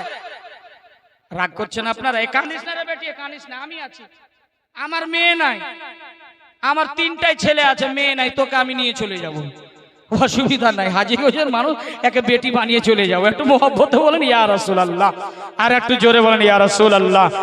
আমার দেহ মন বলে নবী নবী, জোরে বলুন। আমার নবী বলছেন শোনো, টেনশন করবা না। দুনিয়ার মানুষ, আচ্ছা বলুন তো আপনারা বাবা, আম পাতা, কলা পাতা, বেগুন পাতা, বোরের পাতা আছে না? না আছে না বাবা? কিন্তু বাকি পাতাগুলো কি দোষ করলো? বোরের পাতা কেন গরম করে দেওয়া হয় বলুন না? বোরের পাতা দেওয়া হয় না? পৃথিবীর জমিনে নানান রকম আমরা পোশাক পরিধান করি, তার মধ্যে কালো আছে, লাল আছে, আপনার সবুজ আছে, কিন্তু এই বাচ্চাটাকে আপনারা কি কোনোদিন দেখেননি? মুফতি আফজালকে পেতে গেলে 6 মাস আগে বুকিং হতে হয়, তবে পাওয়া যায়। আপনি কালকে পাবেন না আমাকে এখানে, কালকে কোথাও থাকবে। একটু মহব্বতে আমার কথাগুলো মূল্যায়ন দিন, যদি পারেন তার প্রতি আমল করিয়েন। একটু মহব্বতে বলেন ইয়া রাসূলুল্লাহ। বন্ধুরা আমার, সম্মানিত ভাইরা, যে কথা বলছিলাম, আমরা দুনিয়ার ভিতরে অনেক নানান রকম পোশাক পরিধান করি, কিন্তু লাল কাপড় কি দোষ করলো? কালো কাপড় কি দোষ করলো? আপনার হারা কাপড় কি দোষ করলো? কিন্তু সাদা কাপড়টার আপনার কাফন দেওয়া হয় কিনা বাবা? হয় কিনা? কিন্তু সাদা কাপড় এবং কুল পাতা গরম করে দেওয়া হয়, হয় না বাবা? বাবারে, কুল পাতা গরম করে আপনাকে আদর করে গোসল দেবে। মানুষ বলে মরে যায়, জি না, ভুল কথা, মানুষ কোনোদিনই মরে না। কুল্লু নাফসিন যায়িকাতুল মউত, আল্লাহ বলছেন শুধু মওতের মাজাটা চাখে। জান্নাতের ভিতরে একজন ব্যক্তি আছেন, একজন নবী আছেন, যার নাম হচ্ছে হযরতে ইদ্রিস আলাইহিস সালাম। জোরে বলুন সুবহানাল্লাহ। উনি একদিন মালিকুল মউতকে বলছেন, হে মালিকুল মউত, আমার রুহটা কবজ করো তো দেখি। আল্লাহর অর্ডার হয়েছে, হুকুম হলো, রুহটা কবজ করা হলো। রুহটা কবজ করে দেওয়ার পর বলছে, আচ্ছা আমাকে একটু পুলসেরাত পার করাও দেখি কেমন রাস্তাটা। হযরতে মালাকুল মউত হযরত ইসরাইল আলাইহিস সালাম পুলসেরাতও পার করিয়ে দিলেন। আচ্ছা দেখি, আল্লাহ এত সুন্দর, শুনেছি জান্নাত খুব হাসিন বানিয়েছে, খুব সুন্দর বানিয়েছে, তো চলো দেখি একটু জান্নাতটা একটু ভ্রমণ করাও দেখি। হযরতে ইদ্রিস আলাইহিস সালামকে জান্নাতের ভিতরে নিয়ে গেলেন বাবা। এবার ঘোরাফেরার পর আনন্দ নিলেন। নেওয়ার পর বলছে যে চলেন ইদ্রিস আলাইহিস সালাম। এই ইসরাইল, আমি আর তো ফিরে যাব না। বলে কেন? বলে আল্লাহর কোরআনে আছে কুল্লু নাফসিন যায়কাতুল মউত, একবার মৃত্যুর মজাটা চাখতে হবে, দ্বিতীয়বার না। আমি তো একবার মওতের মজা চেখে নিয়েছি। ওয়া মিনকুম ইল্লা ওয়ারিদুহা, প্রতিটা মানুষকে পুলসেরাতের রাস্তা পার হতে হবে। আমি 30,000 বছরের রাস্তাটা অতিক্রম পার করে নিয়েছি। আর যারা জান্নাতের ভিতরে দাখিল হয়ে যাবে কিয়ামত পর্যন্ত তাকে বের করা যাবে না। জোরে বলুন। আর কখনো জান্নাত থেকে বের হবে না। আমি তো জান্নাতের ভিতরে আছি, আমি আর যাব না। আল্লাহর হুকুম হয়েছে বাবা। আল্লাহ বললেন কে মালাকুল মউত, তার জন্য একটা ঘর তৈরি করে দাও। ইদ্রিস আলাইহিস সালাম ওই ঘরের ভিতরে থাকবে। জোরে বলুন সুবহানাল্লাহ। বাবারে, আমার নবী মায়ার নবী এমন নবী ছিলেন, যে কথা বলছিলাম বাবা, যে আপনাকে পর আপনার বন্ধু আপনাকে সব করে দিবে ত্যাগ। আপনার লাশ হয়ে যাবে, মাইকেলান হবে কবরে, এমন একটা বিদেশে পাঠাবে আপনাকে রে বাবা, যে বিদেশে যাওয়ার গাড়ি আছে, ফেরার গাড়ি নাই। ওই গাড়িটা আপনাদের মসজিদে মাদ্রাসায় মক্তবে রাখা আছে বাবা। মারে এ বেটি, ওই গাড়িটা লক্ষ্য করবে বা, ওই গাড়িতে সবাইকে চড়তে হবে মা। ওই রিজার্ভেশন কোটা, এসি কোটা, ওই গাড়িটা বিদেশে যাওয়ার জন্য ফেরার গাড়ি কিয়ামত পর্যন্ত অপেক্ষা করলেও ওই গাড়ি আর পাওয়া যাবে না। এবার বলছেন কি, যে ওই গাড়িতে আপনাকে চড়িয়ে দিবে, কবরে রাখবে বাবা। কবরে রাখার পর যখন আপনাকে রাখবে, আমাদের মুখটাকে কোন দিকে ঘোরানো হয় বাবা? কোন দিকে? পূর্ব দিকে? আচ্ছা এদিকে পশ্চিম আছে নাকি? আচ্ছা আমি ভাবছিলাম এদিকে হয়তো পূর্ব আছে বাবা। আচ্ছা পশ্চিম দিকে ঘুরিয়ে দেয় কেন বাবা? পশ্চিম দিকে ঘুরিয়ে দেয়, ওই মা তোমরা জানো না, কবরে 3টা বাঁধন ছোট দেওয়া হয়, গিট দেওয়া হয়, সব গিট খুলে দেওয়া হয়, মুখটাকে কেবলার দিকে ফিরিয়ে দেওয়া হয় না ভাই? ফিরিয়ে দেওয়া হয়। এবার কবরে যখন নামে কয়জন ভাই? 2 জন নামে। 2 জন নামার পর যখন আপনাদের দিকে বাঁশের ফালা দেয় না কাঠের? বাঁশের ফালা সারি সারি বিছাতে আরম্ভ করে। একজন ব্যক্তি উঠে যায় লাফ মেরে, মুর্দা ব্যক্তি এমন কান্না করে সেটা আমরা জানি না রে বাবা, কিন্তু মুর্দা ব্যক্তি জানে। কবরে চিৎকার মেরে কান্না করে, হয়তো এই ব্যক্তি 2 জন আমার কবরে যাবে, সঙ্গে যাবে, কিন্তু ওই জন্য যাবে না, একজন লাফ মেরে উঠে যাবে। আপনি কাঁদবেন। শেষের দিকে যে ফিনিশিং দিবে, পাটাতনটা বিছাবে, ঘর আছে দুয়ার নাই, এমন একটা ঘর যেখানে কোনো হ্যালোজেন নাই, ওই হ্যালোজিনও নাই বাবা, অন্ধকার কুটকাট ঘর হয়েছে। এবার আপনার ওই মুর্দা ব্যক্তি কান্না করতে থাকে, কাঁদতে কাঁদতে বেহুশ হয়ে পড়ে যায়। আমরা সেটা দেখতে পাই না বাবা। আপনার সে আপনার সরহুস সুদূরের মধ্যে রয়েছে, মওতের সম্পর্কের ব্যাপারে আমরা জানতে পারি না, কিন্তু যে মাইয়াত সমস্ত কিছু জানতে পারে। এবার আমার কবরে কি হবে? এবার যখন বোরের পাতা দেয়, আপনাদের দিকে দেয় বোরের পাতা, বোরের ঠাল দিয়ে দেয়। এবার বাবা সোপ বা পাটি দিয়ে দেয়। এবার মাটি, মিনহা খালাকনাকুম ওয়া ফিহা নুইদুকুম ওয়া মিনহা নুখরিজুকুম তারাতান উখরা, এটা বলে মাটি দেন না বাবা। 3 লোক মাটি দিয়ে দিবে ইমাম সাহেব। এবার আপনি যখন কবর ফিনিশিং, একটু পানি ঝাড়া দিয়ে খেজুরের ডাল, খেজুরের ডাল আপনার দিকে দেয়? এ কথা বলেন না কেন বাবা? খেজুরের ডাল দাওয়াতে আল্লাহ নবী, বুখারীর হাদিসে এটা সম্পূর্ণ হাদিস আছে, যে খেজুরের ডাল দিলে আল্লাহ নবী 2টা কবরে খেজুরের ডাল দিয়েছিলেন বাবা, 2টা শাখ দিয়েছিলেন। আল্লাহ নবী সাল্লাল্লাহু আলাইহি সাল্লাম দেখছেন 2টা কবরে আযাব, এমন কবরে আযাব হতে লাগলো, মনে হয় কবর থেকে ফেটে যাবে, লাশ বেরিয়ে যাবে, আগুন বের হতে লাগলো। আল্লাহ নবী দাঁড়িয়ে গেলেন, সাহাবাদেরকে বললেন, সাহাবারা যাও একটু খেজুরের ডাল ঠালা নিয়ে এসো। আল্লাহ নবী বলছেন, হুজুর এই খেজুরের ডাল কি হবে? বলে তর্ক করো, আগে কাজ আগে। আল্লাহ নবীর কথা অনুযায়ী খেজুরের ডাল নিয়ে আসলেন, নিয়ে আসার পর দিয়ে দিলেন বাবা। এবার কবরে যখন 2টা কবরে দিলেন, কবরের আযাব হালকা হয়ে গেল। জোরে বলুন। আল্লাহ নবী বলছেন কবরের আযাব হালকা হয়ে গেল। সাহাবারা বলছেন, হুজুর এই কবরে আযাব কেন হচ্ছিল? আমার নবী বলতেছেন, শোনো, কান খুলে শুনুন হাজীগঞ্জের মানুষ, এই পারলে এটুকু আমল করবেন। আল্লাহ রাসূল বলছেন যে এই প্রথম কবরে যে আযাব হচ্ছিল, একটা কারণ, এই লোকটা যখন পেচ্ছাব করতে বসতো, তো পেচ্ছাবের ছিটা থেকে বাঁচতো না, মানে পেচ্ছাব করতো, পেচ্ছাবটা ঘুরে এসে তার শরীরে পড়তো। এর জন্য কবরে দর্দনাক আযাব আল্লাহ দিয়ে দিয়েছে। যুবক ইয়াং জেনারেশন যারা শিক্ষিত ভাই, যারা জিন্স প্যান্ট পরো, তাদেরকে আদবের সাথে বলবো, ভাইরে জিন্স প্যান্ট পরে রাস্তাঘাটে কোনোদিনই খুলে তোমরা পেচ্ছাপ করবা না। কেননা কবরে যদি পেচ্ছাপের ছিটা থেকে যদি এত আযাব হয়, তাহলে যারা দাঁড়িয়ে দাঁড়িয়ে পেচ্ছাপ করো তাদের কতটা আযাব হবে রে ভাই। কবরের আযাব মারবে হিন্দুস্তান না পাকিস্তান, চল রে এবার কবরস্থান। মাটি দিবে যখন চাপ তো চিৎকার করবি বাপরে বাপ, একদম বাপরে বাপ চিৎকার দিলেও কেউ শোনার মতো মানুষ নাই ওখানে বাবা। এবার যখন আপনার কবরে আল্লাহ রসুল বলছেন এই লোকটা পেচ্ছাবের ছিটা থেকে বাঁচতো না। দ্বিতীয় কবরে যখন আল্লাহ রসুল বলছেন এই লোকটা ছিল গীবতকারী, চুগলখোর, এক অপরের কথা লাগাতো, এক অপর মানুষের সাথে ঝগড়া লাগিয়ে দিত, একে বলে মুনাফিক। ঝগড়া লাগিয়ে দিত। মায়েরা একটু পেঁয়াজের ছিলকা নিয়ে, রসুনের ছিলকা নিয়ে, ছাগল নিয়ে, এটা নিয়ে খুব ঝগড়া করে।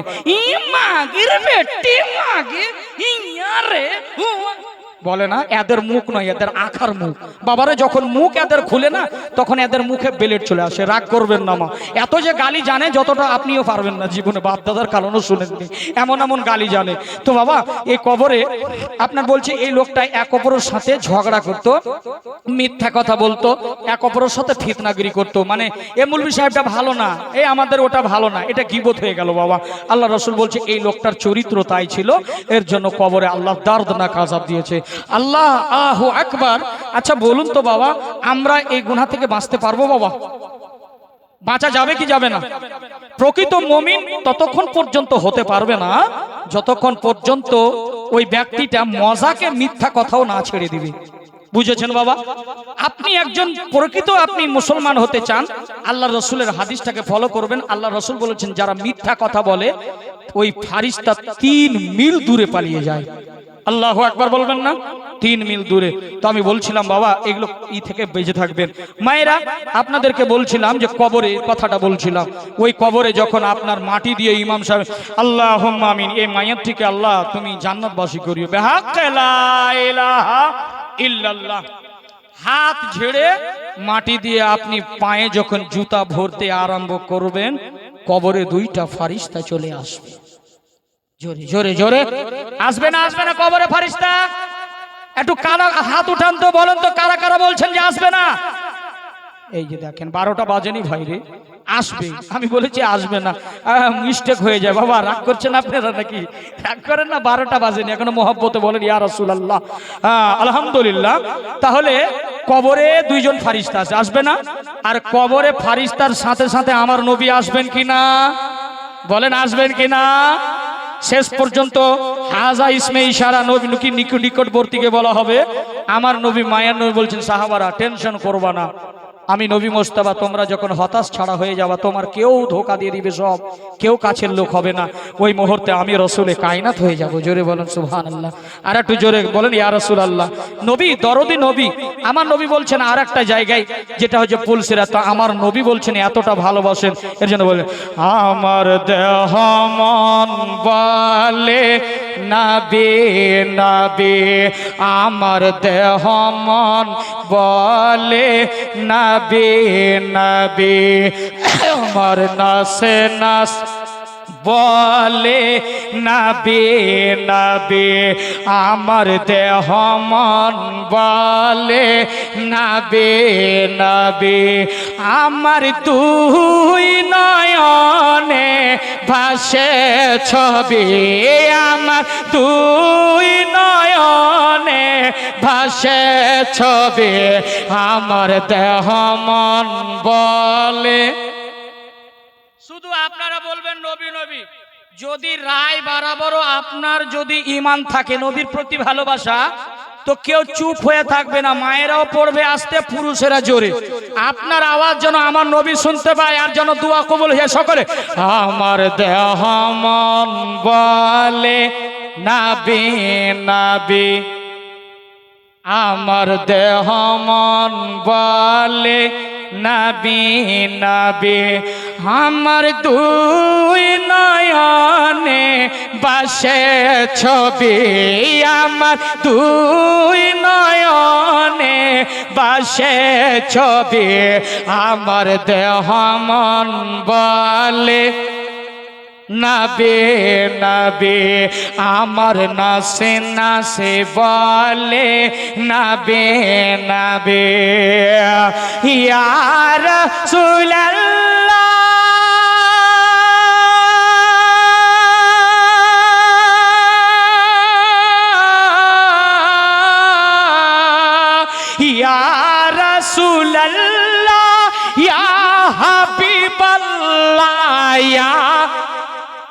বলে ইয়া রাসূলুল্লাহ ইয়া হাবিবাল্লাহ ইয়া রাসূল ইয়া হাবিবাল্লাহ আপনি যে আল্লাহর নবী আপনি যে আল্লাহর নবী আমার দেহ মন বলে আর একটু জোরে আমার দেহ মন বলে নবী নবী আমার তন মন বলে আমার দুই নয়নে ভাসে ছবি আমার দুই নয়নে ভাসে ছবি আমার দেহ মন বলে নবী আমার দেহ মন বলে নবী নবী সাইয়্যিদুল আম্বিয়া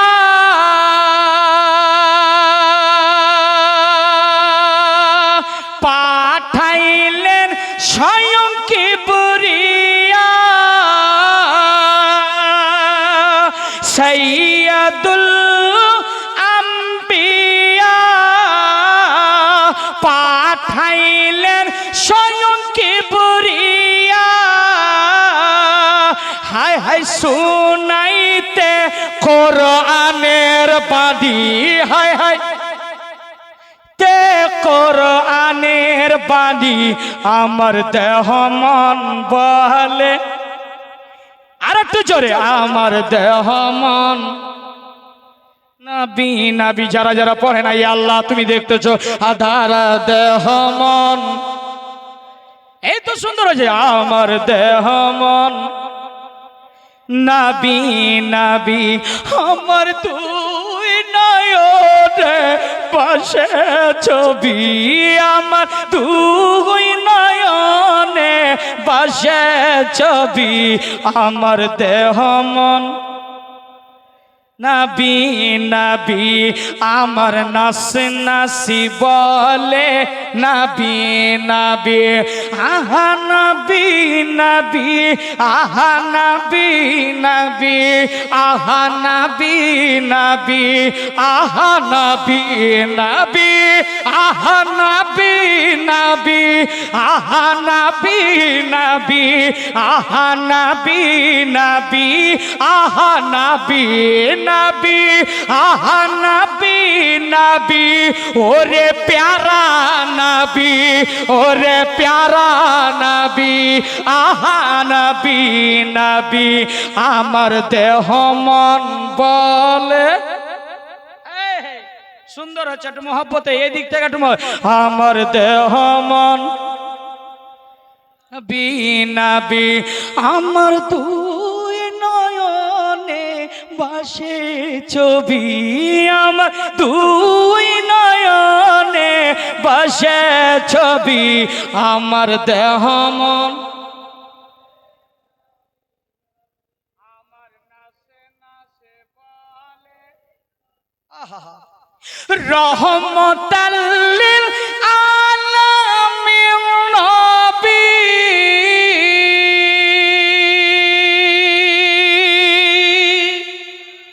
রহমতাল লিল আলামিন নবী আপনি উম্মতের জাবিন হায় হায় দেখাইলেন ইয়াকি নূরের জ্যোতি হায় হায় দেখাইলেন ইয়াকি নূরের জ্যোতি আমার দেহ মন নবী নবী আমার দেহ মন নবী নবী আমার দুই নয়নে ভাসে ছবি আমার দুই নয়নে ভাসে ছবি আমার দেহ মন নবী আমার দেহ মন নবী আপনার পাইতে চরণ ধুলি কান্দে আফজল দুই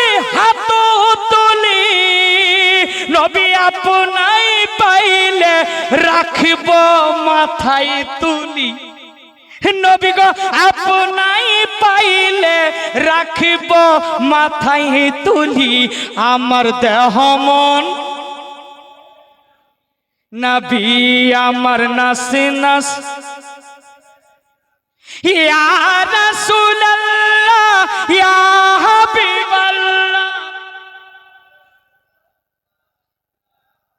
ইয়া রাসূলুল্লাহ ইয়া হাবিবাল্লাহ, আপনি যে আল্লাহর নবী, আপনি যে আল্লাহর নবী, আমার দেহ মন নবী আমার নাস নাস, নবী নবী ও প্যারা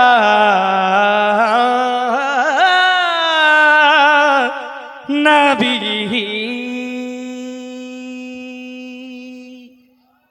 আর একটু জোরে বলেন সুবহানাল্লাহ। সম্মানিত ভাইরা আমার, যে আলোচনা করছিলাম কবর সম্পর্কে, আল্লাহ নবী বলছেন উম্মতেরা টেনশন করবা না, ওখানে যদি না পাও তাহলে পুলসেরাতে আমাকে পেয়ে যাবা। পুলসেরাতে এমন রাস্তা ওখানে পার করতে হবে, যদি তোমাদের কোনো যদি সমস্যা হয় আমি নবী মুস্তাফা হাতের ইশারায় বিজলির মতো পার করাইয়া দিব। আমার নবী মায়ের নবী বলছেন ওখানে যদি না পাও একটা জায়গায় শোনো যেখানে মানুষ পেয়াসা হবে।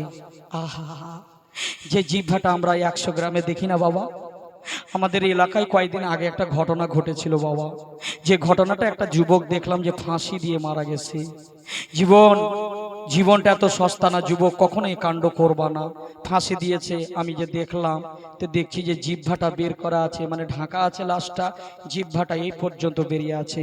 আমি তখন ভাবলাম যে আল্লাহু আকবার, মানুষের জিহ্বা এত বড় হয়? আল্লাহু আকবার। যারা ফাঁসি দেখেছেন তাদের দেখবেন জিভটা কত বড় হয়ে যায়, দেখা যায় 100 গ্রামের জিভ নাকি বাবা, কিন্তু ওই জিহ্বাটা দেখে আছে এখান থেকে বের হয়ে আছে। আল্লাহু আকবার। আমি কিয়ামতের কথাটা স্মরণ করলাম, ওই হাদিসটা নবী পড়লো, আমি ভাবলাম যে আল্লাহু আকবার, যখন মানুষ পেয়াসা হবে তার নাভির নিচ পর্যন্ত, নাভি পর্যন্ত জিহ্বাটা বেরিয়ে আসবে। আল্লাহু আকবার। আরে বাবা, এই আপনার জিহ্বাটা নাভি পর্যন্ত বেরিয়ে আসবে। পানির জন্য বলবেন ফারিস্তাকে পানি দাও, দিবে না। আল্লাহ নবী মায়া নবী বলছেন ওখানে আমার উম্মত পানির জন্য তড়পিবে। আমি নবী মুস্তাফা, আমি নবী হয়ে দরদি নবী হাতে আমি আবে কাউসার পান করিয়ে দেব। বাবা, যদি একটা গরিব মানুষকে একটা শীতের দিনে কাপড় দিতে পারেন, কম্বল বাঁধতে পারেন, যদি রেজাই দিতে পারেন, আল্লাহ নবী বলছেন যে আল্লাহ পাক কাল কিয়ামতের ময়দানে ওই মানুষটিকে একটা সবুজ ধরনের কাপড় পরিয়ে দেওয়া হবে। জোরে বলুন যদি পারেন। এটা তো করবেন না, আপনি মাজারে যাবেন চাদর চড়াবেন কিন্তু গরিব মানুষকে দেবেন না। আমি মাজারের বিরোধী নয় রে ভাই, আমিও মাজারওয়ালা, আমিও মাজারকে মানি, কিন্তু আলা হযরত ইমামে আহলে সুন্নাত ইমাম আহমদ রাজা খানের ফতোয়া মোতাবিক ইনি বলেছেন, শোনো তোমরা যখন কবরে কোনো মাজারে চাদর পেশ করবা, যতক্ষণ পর্যন্ত ওই চাদরটা ফেটে না যাবে, ছিঁড়ে না যাবে, দ্বিতীয় চাদর চড়াবে না। তো বাবা আমরা আজমির যাই না বাবা? কথা বলেন, আপনারা কারা কারা আজমির গেছেন? আজমির গেছেন? একটা, দুটা, তিনটা, চারটা, পাঁচটা, 10টা, বাকি জাননি, যদি পারেন তো যায়েন। আমার আতায়ে রসুল নবী মুস্তাফা, যাকে স্বয়ং ভারতের বুকে আমার রসুল পাঠিয়েছেন, খাজা মঈনুদ্দিন চিশতিকে। জোরে বলুন সুবহানাল্লাহ। যে খাজা বাবা, লাগলো খাজার মেলা রে, উঠিল মনের জ্বালা রে, খাজা খাজা বলে দিবানা। একটু জোরে বলুন না সুবহানাল্লাহ। খাজার যদি দেখতে চান, জাতাই রসুল হিন্দাল ওলি খাজা গরিব নওয়াজ, তো বাবা চাদর চড়ানো একটা জায়েজ। তো ওই চাদর আপনারা গিয়ে চড়ান এখানে আমাদের পান্ডুবা শরীফে সোদালাপুরে, চাদরের উপরে চাদর, বিজনেস হয় না বাবা? এই যুবক, ওই চাদরটা না চড়িয়ে নিয়ত করেছিলে চাদর চড়াবো মনে করে, চাদরটা না চড়িয়ে ওই টাকাটা সাহিবে মাজারের নামে কোন গরিব মানুষের ছেলেকে যদি লেখাপড়ার জন্য দেন, তাহলে সাহেবে মাজারওয়ালাও খুশ হয়ে যাবে, আল্লাহর ওলি খোদাও রাজি হয়ে যাবে, আর আপনার দোয়া কবুল হয়ে যাবে। জোরে বলুন সুবহানাল্লাহ। তো আপনারা পারলে গরিবের পাশে দাঁড়ান। আপনাদের অত্র এলাকায় অনেক মানুষ আছে যারা চেন্নাই চালায়, যারা গরিব মানুষ, তাদের আমি যুবকদেরকে বলবো একটা ফাউন্ডেশন তৈরি করো, TTS, বা খাজা গরিব নওয়াজ ইলেকশন কমিটি, যাতে আপনারা 1 টাকা করে ফান্ডে জমা করতে পারেন। আর যদি গরিব মানুষ থাকে তাহলে ওই মেয়েটার পাশে গিয়ে দাঁড়াবে, দিয়ে বিয়ের সমস্ত খরচ যুবকেরা করবে। ইনশাআল্লাহ ইনকিলাব তৈরি হয়ে যাবে আপনাদের এলাকায় যদি পারেন। 1 টাকা কি গো, বিড়ি কিনছেন 10 টাকা লাগে না ভাই? কথা বলেন ঠিক কিনা? 10 টাকা লাগে। 1 টাকা যদি আপনি ফান্ডে জমা করেন, যে ইনশাআল্লাহ যদি কোনো লাওয়ারিস, যদি কোনো মাইয়াত হয়, গরিব মানুষ কাফনের টাকা জুটে না, এই টাকাটা এই ফান্ডে জমা করলাম, ওই গরিবের পাশে গিয়ে দাঁড়ান, ইনশাআল্লাহ আপনার এই কাজটাকে আল্লাহ কবুল করে নেবে। জোরে বলুন। এই কাজটা যদি আপনারা করতে পারেন, মায়েরা আপনারা মাদ্রাসায় এখানে কোনে দান করবেন ইনশাআল্লাহ। কিন্তু একটা ইম্পর্টেন্ট হাদিস শোনাই, আপনার স্ত্রীকে 3টা জায়গায় চুমন দিবেন। কটা জায়গায় বাবা? কয় জায়গায় দিবেন? 3টা জায়গায় দিবে চুমন। কটা জায়গায়? এবার কিন্তু অনেক মায়েরা খরগোশের মতো কান খাড়ো করে দিয়েছে। জি, এমন করে কান খাড়ো করেছে, এবার কি বলছে মৌলানা সাহেব শুনবো। স্বামীরা স্ত্রীর 3টা জায়গায় চুমন দিবে, তাহলে পরের স্ত্রীর না, বুঝেছেন তো? একজন ফেসবুকে ছেড়েছে যে স্ত্রীর কাজ করা পা দাবা, পা হাত দাবা, এটা মহব্বত না খিদমত? তো একজন কমেন্টে লিখেছেন, যদি নিজের স্ত্রী হয় তো মহব্বত, আর পরের স্ত্রী হলো খিদমত। বুঝেছেন তো? তো আমি বলতে চাই বাবা, পরের স্ত্রীকে চুমন দিয়েন না 3টা জায়গায়, এটা খুব পাপ। আল্লাহ রসুল বলছেন যে নরম বস্তু যেটা হচ্ছে গাল, এখানে নরম গোস্ত আছে না, আল্লাহ রসুল বলছেন যে এই জায়গায় তোমার স্ত্রীর চুমনটা দিবে। এবার যার হয়তো জিসিবি দাঁত আছে, আপনার কামড়ে লিয়েন না। জি, অনেকের দাঁত আছে যে জিসিবি দাঁত দিয়ে কামড়ে নেবে হয়তো, তো আপনি ওটা কামড়াবেন না, মহব্বতে আস্তে করে দিবেন চুমনটা। বুঝলেন তো? এটা আমার কথা না, রাসূলের কায়নাতের কথা, আস্তে দিবেন চুমনটা। এবার বলছেন দ্বিতীয় জায়গায় চুমন দিবে কোথায়? এই যে চোখের ওপরে কপাল যে আছে না, এই জায়গাটায় স্ত্রীকে সামনে রেখে এই জায়গাটা একটা চুমন দিবা। চুমন দিবে। কয় জায়গা হলো জি বাবা? 2 জায়গা হয়েছে? 2 জায়গা। কোন কোন জায়গায়? একটা গালে, একটা কপালে, ঠিক আছে। তৃতীয় জায়গা হচ্ছে আল্লাহ রসুল বলছেন ডান হাত, বুঝেন তো? ডান হাত, ডান হাতের এই জায়গায়, ঠিক এখানে কটি রগ আছে জানেন? নাস 19টা রগ আছে। জোরে বলেন সুবহানাল্লাহ। এখানে যখন স্ত্রীর চুমনটা দিবে, মহব্বত ভালোবাসা বেড়ে যাবে। জোরে বলুন সুবহানাল্লাহ।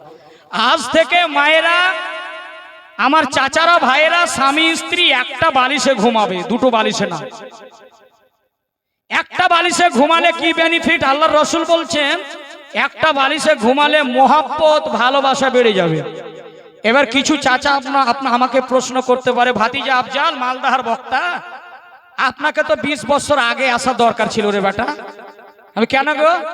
বলছে ভাতিজা, যেদিন থেকে তোমার চাচি বয়স্ক হয়েছে, আমি বুড়া হয়েছি, ওদিন থেকে তো তোমার চাচি আমার কাছে ঘুমায় না। জি হুজুর। বলে ওই দিন থেকে তোমার চাচি ঘুমায় না আমার কাছে। বলে বুড়ো হয়ে গেছো, তুমি আলাদা থাকো, আমি আলাদা। এই জি, কে তোমাকে পারমিশন দিয়েছে? মহব্বত বাড়বে। আল্লাহ রসুল বলেছেন একটা বালিশে ঘুমাবে স্বামী স্ত্রী, এটা আমার কথা না, রসুলের কায়নাতের কথা। মহব্বত বেড়ে যাবে। তাহলে মুখের পাশে মুখ একটু দূরত্ব থেকে কথাবার্তা হবে। কি কথাবার্তা হবে? পুরাতন স্মৃতির কথাগুলো উঠিয়ে দিবে মা। কি উঠাবে? আচ্ছা বলো তো ভোল্টুর বা, যখন তুমি যুবক ছিলে তখন তো তোমাকে দেখতে খুব হ্যান্ডসাম ছিল জি। তুমি যখন বিয়ে করতে গেছিলে দেখতে তো তোমার খুব সুন্দর ছিল, কিন্তু এখন গালগুলো বসে গেছে, এতগুলো বসে গেছে। একটু রসের কথা, পুরাতন স্মৃতির কথাগুলো বলবে। আপনিও বলবে, হারে ভোল্টুর মা, তুই যখন তোকে বিয়ে করতে গেছিলাম বলতো আমি কেমন হয়েছিলাম। বুঝলেন তো? বুঝলেন তো বাবা? মোহব্বতের কথা জমিয়ে দিবে স্বামী স্ত্রী। রাত্রে বিছানায় শুয়ে স্বামী স্ত্রী, চাচা চাচি গল্প জমিয়ে দিবে। যতক্ষণ স্বামী স্ত্রী ঘুমায় আমার রব খুশি হয়ে যায়। জোরে বলুন সুবহানাল্লাহ। রব খুশি হবে। কিন্তু অনেকে যে আছে বাবা, ওই যে বিড়িখোর, বিড়ি খেয়ে আছে, ইও ঘিষ্টে ও ঘিষ্টে, মুখ ধয় না আর ও মুখ ধয় না, ফাউন্ডেশন পুটচুট পাউডার ঘুষে আর সকাল সকাল দেখবেন মাজন করে। বুঝতে পারলেন? এরা কোনোদিনই বাপের জন্মে নিমের দাঁতলো করে না। আর যারা হয়তো ভালো টাকা পয়সা আছে তারা বেরাস নাকি বলেন, এরা নিমের দাঁতলো করে না। এরা কি করে জানেন? ওই বুটচুট পাউডার নিয়ে জিভটাও পরিষ্কার করে না। আচ্ছা বলেন, সব চাইতে মানুষের দুর্গন্ধ মুখ দিয়ে বের হয় না? আল্লাহর রাসূল বলেছে আর পদ্ধতিও শিখিয়েছেন যে 5 ওয়াক্ত নামাজে মিসওয়াক করবে, তাকে যেন মুখটা পরিষ্কার থাকে, নাকি বাবা? মুখটা পরিষ্কার থাকলে কোনো ব্যক্তি কষ্ট পাবে না। এই বেটি, আর এই টুথ পাউডার ছাড়ো, পারলে একটা মিসওয়াক দাঁতল করো, দাঁতল নিমের দাঁতল নিয়ে ভালো করে দাঁতল করে ব্রাশ করে জিভ দানিটা পরিষ্কার করে রাত্রে স্বামী স্ত্রী ঘুমাবে। আল্লাহর কসম, স্বামী স্ত্রী যখন কথা বলবে মোহব্বত বেড়ে যাবে। জোরে বলুন সুবহানাল্লাহ। এই তো সিস্টেম, আল্লাহর রাসূল বলেছেন। আচ্ছা, আল্লাহর রাসূলের মুখ দিয়ে কখনো কি দুর্গন্ধ বের হয়েছে? বুঝেছে? বের হয়নি। কিন্তু তালিমে উম্মতকে শিক্ষা দেওয়ার জন্য আল্লাহর রাসূল মিসওয়াক করতেন। কি করতেন? মিসওয়াক। আল্লাহর রাসূল যে পাঞ্জাবিটা পরিধান করতেন, এই সামনের পকেটে থাকতো চিরুনি, সামনের পকেটে থাকতো দাঁতল। আল্লাহ রাসূল যখনই নামাজের জন্য উঠতেন দাঁতল দিয়ে মুখ পরিষ্কার করতেন। কেন? উম্মতকে শিক্ষা দেওয়ার জন্য। আল্লাহর রাসূল যে জুলফে মুবারক, ঘাড় পর্যন্ত আল্লাহ রাসূলের জুলফে মুবারক ছিল, যে জুলফে মুবারক আপনার যখন আল্লাহর রাসূল ছাড়তেন তো পূর্ণিমার চাঁদ লুকিয়ে যেত ভয়ে। জোরে বলুন সুবহানাল্লাহ।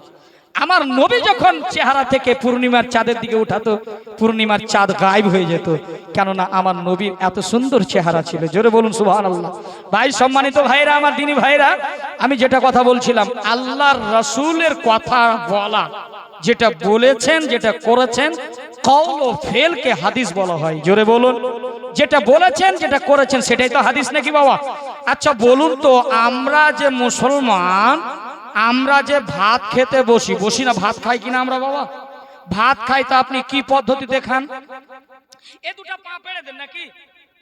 বিনা হাত ধোয়াতে গো, মাঠে এলে হাল বাহালা ঠিকানা দিলে বলে দিয়ে ভাত, ভাত নিয়ে বসে গেল, হাতও ধুলে না, কিছু করলে না, বসে গেল বাবা।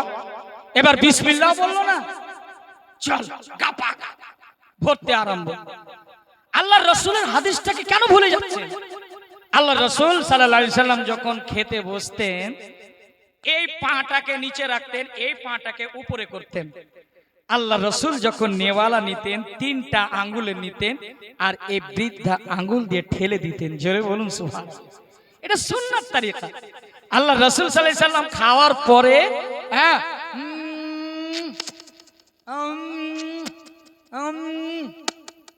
চুষতেন আঙ্গুল। সাহাবারা বলছেন, ইয়া রাসূলুল্লাহ, এই চুষাতে কি আবার বেনিফিট আছে? এই চুষলে আবার কি হবে? আল্লাহ রাসূল সাল্লাল্লাহু আলাইহি ওয়াসাল্লাম বলছেন, শোনো সাহাবারা, তোমরা জানো না কেন প্লেট চেটে খাচ্ছি আর কেন আঙ্গুলটা চুষলাম? শোনো, এই হাতের তালুতে মানুষের সরু সরু ছিদ্র আছে, আছে না বাবা? সরু সরু ছিদ্র আছে, আর এখান থেকে মেদি ইম্পর্টেন্ট বের হয়। আর মানুষ যখন চুষে চুষে খায়, যে খাওয়ার তেলযুক্ত খাবারগুলো খেলো, বিরিয়ানি খেলো, গরুর মাংস খেলো, ইত্যাদি পাপড় খেয়েছে, যদি আঙ্গুল চুষে চুষে খায়, এ আঙ্গুল চুষার বরকতে সমস্ত জিনিস হজম হয়ে যায়। জোরে বলবেন না সুবহানাল্লাহ? এই সমস্ত জিনিসগুলো কি হয়ে যায়? হজম হয়ে যায়। যদি আজও সেটা প্রমাণ করতে চান আপনারা, নবীর এটা মুজিজা। যদি প্রমাণ করতে চান, মায়েরা যারা ভাত রান্না করে তার সাথে কিন্তু ডাল রান্না করে না? অনেকে অভিভাবক ডাল রান্না করে, তো ওই ডাল বা সবজি, মাছ, মাংস রান্না করে শুধু কেবল মাত্র আপনি এই আঙ্গুলটা একবার ভরে দিয়ে টেনে নেবেন। সকালে যদি টক না হয়, মুফতি আফজল হোসেন জীবনে মাছ ধরবে না। হাতের এতটা পাওয়ার। আল্লাহর রাসূল ১৫০০ বছর আগে তিনি এটা বলেছেন, হাত ধুত করে খাও। কেন? হাতে বৈজ্ঞানিক রিসার্চ করে বলছে মানুষের হাতে জীবাণু আছে, এত ক্ষতি হবে। হাতের নখগুলো সপ্তাহে সপ্তাহে শুক্রবার করে কাটো, কেননা মানুষের নখ যদি বড় থাকে, ময়লা যদি ভিতরে যায় তাহলে ওযু করতে ডিস্টার্ব হবে। ময়লা যদি ভিতরে থাকে, পেটে যদি যায়, ক্যান্সারের বিমারি হবে। আল্লাহর রাসূল বলছে। আচ্ছা বলুন তো বাবা, যেটা আল্লাহ রাসূল করেছেন প্রত্যেকটা জিনিস মিলছে না মিলে না? ইনি ভবিষ্যৎবাণী বলেছেন না বলেননি? আল্লাহ রাসূল সাল্লাল্লাহু আলাইহি সাল্লাম এইভাবে খেতেন, কিন্তু আমরা সেটা পাই না। তো আমরা কি করি?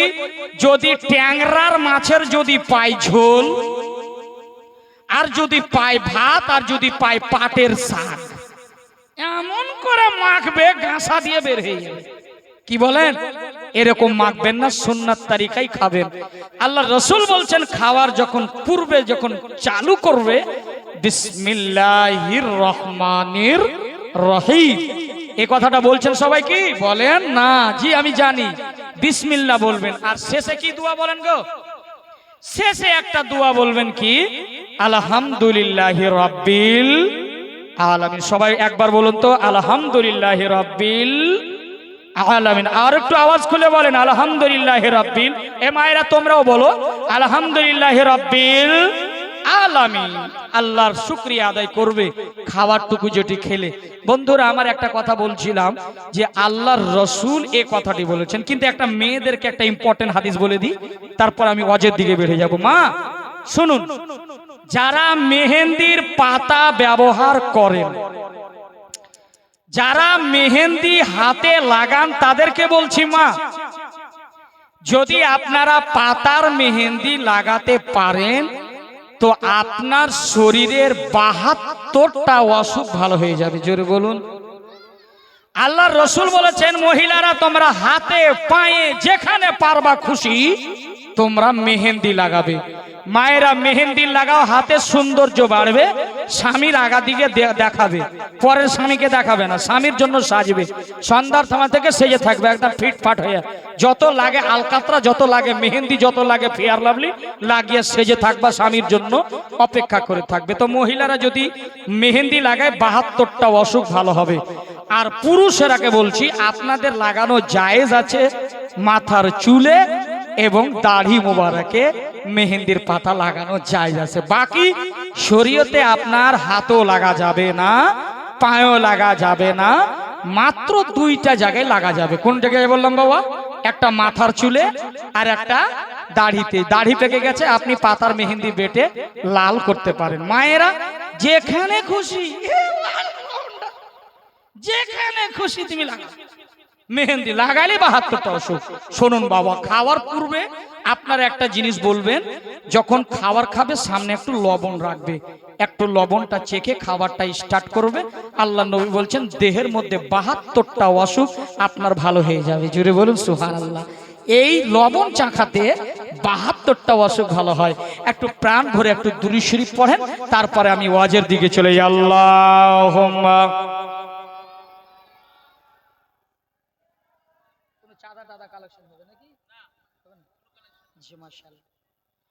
ওয়ালালে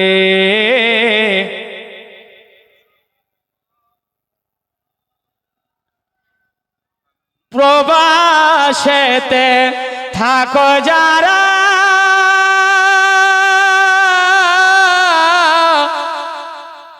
মায়ের আদর পায় না তারা রে। যারা প্রবাসে থাকে, দেশ বিদেশে একটু মহব্বতে, প্রবাসেতে থাকো যারা,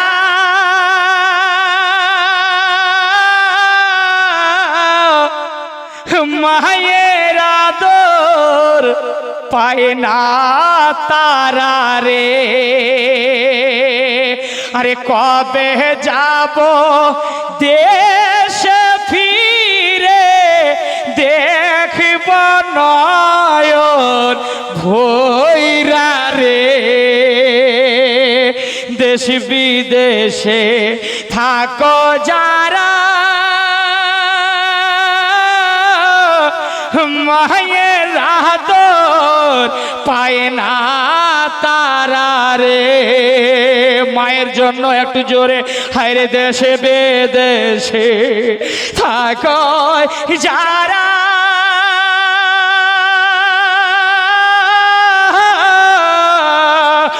মায়ের আদর পায় না তারা রে। ও কবে যাও দেশে ফিরে, দেখব নয়ন ভরা রে। বিদেশেতে থাকো যারা, সন্তান যখন বিদেশে যায়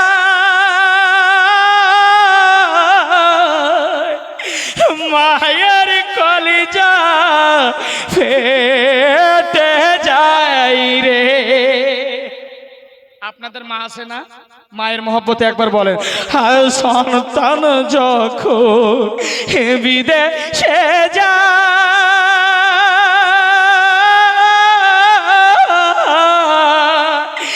মায়ের কলে যা ফেটে যাই রে।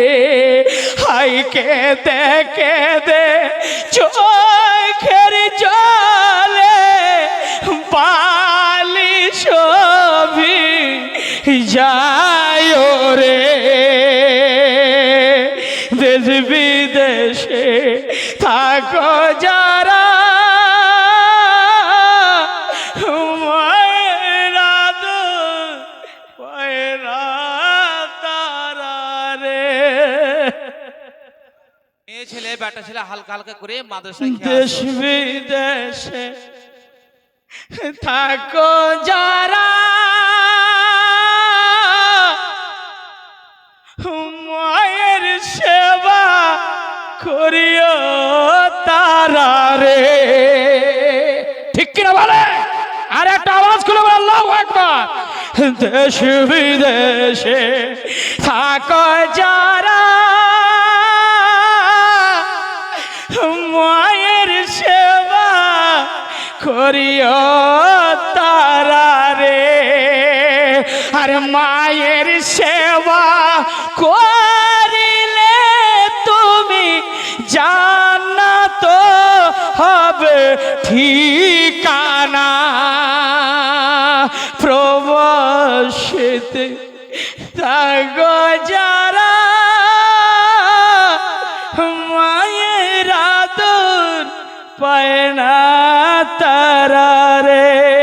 আমি কবে যাব দেশে ফিরে দেখব নয়ন ভরা রে। জোরে বলুন সুবহানাল্লাহ।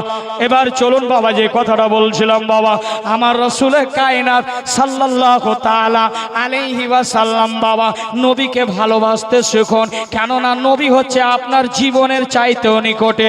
মহান রাব্বুল আলামিন সূরা আল আহজাব আয়াত নাম্বার 5 লাইন নাম্বার 2 আমার আল্লাহ বলেন, আন্নাবিয়্যু আওলা বিল মুমিনিনা মিন আনফুসিহিম। চিৎকার দিয়ে বলেন আল্লাহু আকবার। সম্মানিত ভাইরা আমার, রাসূল কায়নাত সাল্লাল্লাহু আলাইহি ওয়াসাল্লাম তিনি এমন নবী, আমরা মানুষ, জীবিত মানুষ, আমার নবী এতটা নিকটে। এ কথাটা কে বলছেন বাবা? আমার রব্বুল আলামিন বলেন, হে মুসলমান, হ্যাঁ, যারা এখানে উপস্থিত আছেন মহিলা এবং বেটা ছেলে, তাদের সকলেরই একটা খাবারের ব্যবস্থা করা হয়েছে মাদ্রাসায়। হালকা হালকা উঠেছি, খাবারটা খেয়ে নিসবেন, বারবার বলবো না, ডিস্টার্ব হবে বক্তার। হ্যাঁ, মেয়ে ছেলে এবং বেটা ছেলে সকলেই যাবেন। হ্যাঁ, অল্প অল্প যে খেয়ে শুবে। বাবা সম্মানিত ভাইরা আমার, যে কথা বলছিলাম বাবা, আমার রাসূল কায়নাত সাল্লাল্লাহু আলাইহি ওয়াসাল্লাম, আমার রাসূলুল্লাহ সাল্লাল্লাহু আলাইহি ওয়াসাল্লামকে ভালোবাসতে হবে বাবা। আমার আল্লাহ সূরা আল ইমরান আয়াত নাম্বার 31 আল্লাহ পাক রব্বুল আলামিন বলেন, কুল ইন কুনতুম তুহিব্বুনাল্লাহ ফাত্তাবিউনি ইউহিব্বুকুমুল্লাহ ওয়া ইয়াগফির লাকুম যুনুবাকুম ওয়াল্লাহু গফুরুর রহিম। আল্লাহর নবী, মায়ার নবীকে যখন আপনি ভালোবাসবেন, এতটা ভালোবাসবেন বাবা, আল্লাহর নবী মায়ার নবীকে ভালোবাসলে আপনার কোনো ক্ষতি হবে না, বরং লাভ আছে, লাভ। বাবারে, আল্লাহর নবীর মহব্বতে বাবা, কেমন নবীর মহব্বত ছিল বাবা। একজন ইহুদির সন্তান বাবা যেন আমার নবীকে দেখতো বাবা, আমার নবীকে কোনোদিনই এই ইহুদি মানতে পারেনি। ইহুদি বলেছিল একটা মাত্র সন্তান, একটা মাত্র ছেলে, তার সন্তানকে শিক্ষা কি দিয়েছিল? ও বেটা, যখন ওই নবী মুহাম্মদ এসেছে মক্কা নগরে, যদি তাকে দেখো তো ওকে গালি দিবা, গালি দিবা, ইট পাথর মারবা, কিন্তু ওই নবীর কাছে কোনোদিনই যে কোনোদিনই যেও না। ইহুদি তার সন্তানকে শিক্ষা দিচ্ছে, কোনোদিনই যাবা না ওই নবীর কাছে। ছেলেটা ভাবলো দেখি যাই। একদিন গেল, গালি দিল, থুথু দিল নবী মুস্তাফাকে। আমার নবী আহা পর্যন্ত করলেন না। আল্লাহু আকবার বল। আহা পর্যন্ত করলেন না। বাবারে, বক্তা চলে আসছে। নারে তাকবীর, নারে রিসালাত, মসলকে আলা হজরত, মসলকে আলা হজরত, फैजाने ताजुश शरिया, इश्क मोहब्बत हजरत अल्लामा मौलाना हाशिम रजा साहेब किबला, नारे तकबीर, नारे रिसालत। इनी सम्मानित आमार काछेर बंधु बक्ता उपस्थित हये जाच्छेन बाबा। आर माइकेও এলান হয়ে গেছে খাওয়ার। মানুষ তিনটা জিনিস থেকে কোনোদিন শর্মিন্দা হবেন না, খানা, পাখানা আর নাজরানা। তিনটা জিনিস থেকে হুজুর কোনোদিনই শর্মিন্দা হবে না। বুঝতে পেরেছেন? কি কি বললাম? খানা, পাখানা আর নাজরা। আমার কাছের বন্ধু মাশাআল্লাহ, দেখছেন যেমন চেহারা, বক্তব্য সেরকম সুন্দর সাজায় আলহামদুলিল্লাহ। ইনি বক্তব্য দিবেন আপনাদের মাঝে। আমার সময় যেহেতু হতে চলেছে, তো আপনাদেরকে বলি, পাখানা, খানা আর নাজরা না। যদি পায়খানা লাগে কখনো দেরি করবা না, শরম করবা না, তাড়াতাড়ি চলে যাবা বাথরুমে। নাজরা না, কখনো চাইতে ভুল করবা না। আর খানা, জি, পেটের ফকির সবাই, কি বলেন বাবা?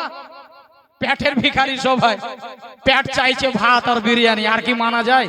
বলে হুজুর ওয়াজ পরে আগে খাই নাকি? এই যে আপনারা বসে আছেন মোহাব্বতে, এতটুকু কম নাকি? খোদার কৃপা, খোদার দয়া যে আপনারা বসে আছেন, ঠিক কিনা? একটু কথা বলেন। আচ্ছা বাবা, আমি বেশি কথা আর না বাড়িয়ে আমি যে কথাটা বলছিলাম, যে ওই ইহুদির ছেলেটা আল্লাহর নবীকে পাথর মারলো, গালি দিল, সবই কিছু করলো। আল্লাহর নবীর জন্য শেষ পর্যন্ত ছেলেটা পাগল মজনুর মতো হয়ে গেল। জোরে বলুন সুবহান। আমাকে কালেমা পড়িয়ে মুসলমান করুন ইয়া রাসূলুল্লাহ। আপনার মতো উত্তম চেহারা, আপনার মতো উত্তম এখলাক, আপনার মতো চরিত্র, এত সুন্দর এখলাক কেউ হতে পারে না। জোরে বলুন সুবহানাল্লাহ। আচ্ছা, আপনাদের দিকে এই সালামটুকু পড়ানো হয় বাবা? এই যে মুস্তাফা জানি রহমতে লাখো সালাম, সবাই পড়ে নাকি? আরে বাপরে, এই সালাম আমি বাংলাদেশে সিলেটে একটা মাজারে গেলাম হুজুর, তো ওই মাজারটা হয়ে আছে পূর্ব পশ্চিম হয়ে আছে। আমি বললাম যে ভাই, এটা কারণ আমাদের দিকে তো উত্তরে আর দক্ষিণে করে, কিন্তু এই মাজারটা এইরকম কেন হয়ে আছে? শেখ নাসরুদ্দিন আলবানী তিনার নাম। তো যিনি সৈয়দ ঘরানা, আমাকে দাওয়াত করেছিলেন সৈয়দ মঈনুদ্দিন হাসান সাহেব। মোটামুটি 50টা প্রতিষ্ঠানে আমি গিয়েছি আলহামদুলিল্লাহ। তো বাংলাদেশে প্রথমে ঢাকা, তারপরে সিলেটে গেলাম। তো যাওয়ার পর আমি জিয়ারত করলাম, তারপরে হিস্ট্রিটা জানলাম। ভাই এই কবরটা এইরকম কেন হয়ে আছে পূর্ব পশ্চিমে? বলে হুজুর এর বিশাল বড় কাহিনী আছে। বলে কি, একটু বলেন? বলে হুজুর, ইনি এর পীর ও মুর্শিদ এখানে আছেন। আর বাংলাদেশের সরজমিনে 360 জন ওলি আছে। জোরে বলুন সুবহানাল্লাহ। আমি কেল্লা বাবা, হাজারি বাবা, সব বাবার দরবার গিয়েছি। এবার বলছেন কি, ইনি যখন বাহায়াত ছিলেন, তিনি বলেছিলেন যে আমি যদি যেদিন মারা যাব, আমার কবরটা আমার পীর ও মুর্শিদের দিকে আমার মুখটা করে দিও। জোরে বলবেন না? কিন্তু কিছু ভক্তরা সেটা ভুলে গেছে, মানেনি, কবরটা এই উত্তরে আর দক্ষিণে করে দিয়েছে। বুঝেছেন? এবার রাত্রে সকালে জানাজা হলো, রাত্রের বেলা উঠে দেখছে যে অটোমেটিক তার কবরটা, রওজাটা পূর্ব পশ্চিম হয়ে গেছে। আল্লাহু আকবার বলেন না? আল্লাহর ওলিরা জিন্দা। জোরে বলুন সুবহানাল্লাহ। আল্লাহর ওলিরাও জীবিত। বেরাদার, কবরটা জিয়ারত। এবার আমি গেলাম, তো ওদের আন্দাজে পড়ে মুস্তাফা জানি রহমতেলা। मैंने कहा ये सलाम तो हमारे बरेली में, हिंदुस्तान में चलता है यार, यहाँ बांग्लादेश में क्यों बांग्लादेश में? बोले हुजूर ऐसी बात नहीं है, आपके यहाँ आला हजरत है, लेकिन यहाँ आला हजरत के आशिक सब है। জোরে বলুন সুবহানাল্লাহ। আপনারা তো ভাগ্যবান হুজুর যে আপনার ভারতে বিনা পাসপোর্টে, বিনা ইয়াতে আপনারা দয়াল খাজা বাবার জিয়ারত করছেন। জোরে বলুন। বাংলাদেশে দয়াল খাজা বাবার খুব প্রেমিক আছে হুজুর, বুঝতে পারলেন? দয়াল খাজা বাবা, খাজা গরিব নওয়াজ রাদিয়াল্লাহু তাআলা আনহু খুব ভক্ত ওখানে, বুঝেছেন বাবা? তো আমি বলছিলাম যে এবার ওখানে যখন সালাম পড়া হলো, আমার ইমান তাজা, ওয়ারে মেরে আলা হযরত। আমি মরিশাস আফ্রিকায় গিয়েছি 15 দিনের ট্যুরে। আমার পীর ও মুর্শিদ হুজুর তাজুস শরিয়া সাথে ছিলাম। আমার পীর ও মুর্শিদ যখন গিয়েছিলেন মরিশাস, আমিও ছিলাম, তো গোলাম হিসাবে হাজির ছিলাম। আমি নাত শরীফ আগে খুব সুন্দর পড়তাম, বুঝেছেন? তো গিয়েছি, তো ওখানে মিনিস্টার, প্রাইম মিনিস্টার এরা হাফ প্যান্ট পরে ঘুরে, এদের পিছনে কোনো ফৌজি থাকে না, পুলিশ গার্ড থাকে না। কেন? চারিদিকে সিসি ক্যামেরা লাগানো আছে। ছোট একটা মুলক জাজিরা, যার নাম হচ্ছে মরিশাস, বুঝতে পারলেন? তো ওখানে যারা প্রাইভেট মানুষ আছে তারাও কিন্তু সানডের দিন ছুটি, বুঝতে পেরেছেন? একটা বাজার লাগে, আমাদের মতো যেখানে সেখানে পেলাম গুটকা খায়, ওখানে নাই গুটকা খান, ওগুলা কিছু নাই ওগুলো। আপনি যদি গাড়িও 1 ইঞ্চি বেশি চালান তা 2000 টাকা ফাইন। আপনার স্ত্রী গর্ভে বাচ্চা আছে, গভর্নমেন্টের দায়িত্ব, একদিন স্কুল যাবে না, 2000 টাকা ফাইন, স্কুলের পুলিশ চলে আসবে আপনার বাড়িতে। তো ওখানেও দেখছি মাসলাকে আলা হযরত, জোরে বলুন সুবহানাল্লাহ। ওখানেও মাসলাকে আলা হযরত। তো আমি কয়েকদিন আগে একটা জায়গায় আমি পড়েছিলাম যে আমার আলা হযরত এমন সালাম, মকবুল সালাম, যেটা পুরা দুনিয়ায় যেখানে যেখানে আশিক নবীর প্রেমিক রয়েছে, মাসলাকে আলা হযরতকে মানে সেখানে সেখানে সালাম এটা চলে। আপনারা পড়তে চান বাবা? রাজি আছেন? শুধু আপনারা বলবেন ইয়া নবী সালাম, ইয়া নবী সালাম আলাইহি, ইয়া নবী সালাম আলাইহি, ইয়া রাসূল সালাম আলাইহি, সালাওয়াতুল্লাহ আলাইহি। সকলে ইয়া নবী সালাম আলাইহি, সালাওয়াতুল্লাহ আলাইহি, ইয়া রাসূল সালাম আলাইহি, সালাওয়াতুল্লাহ আলাইহি।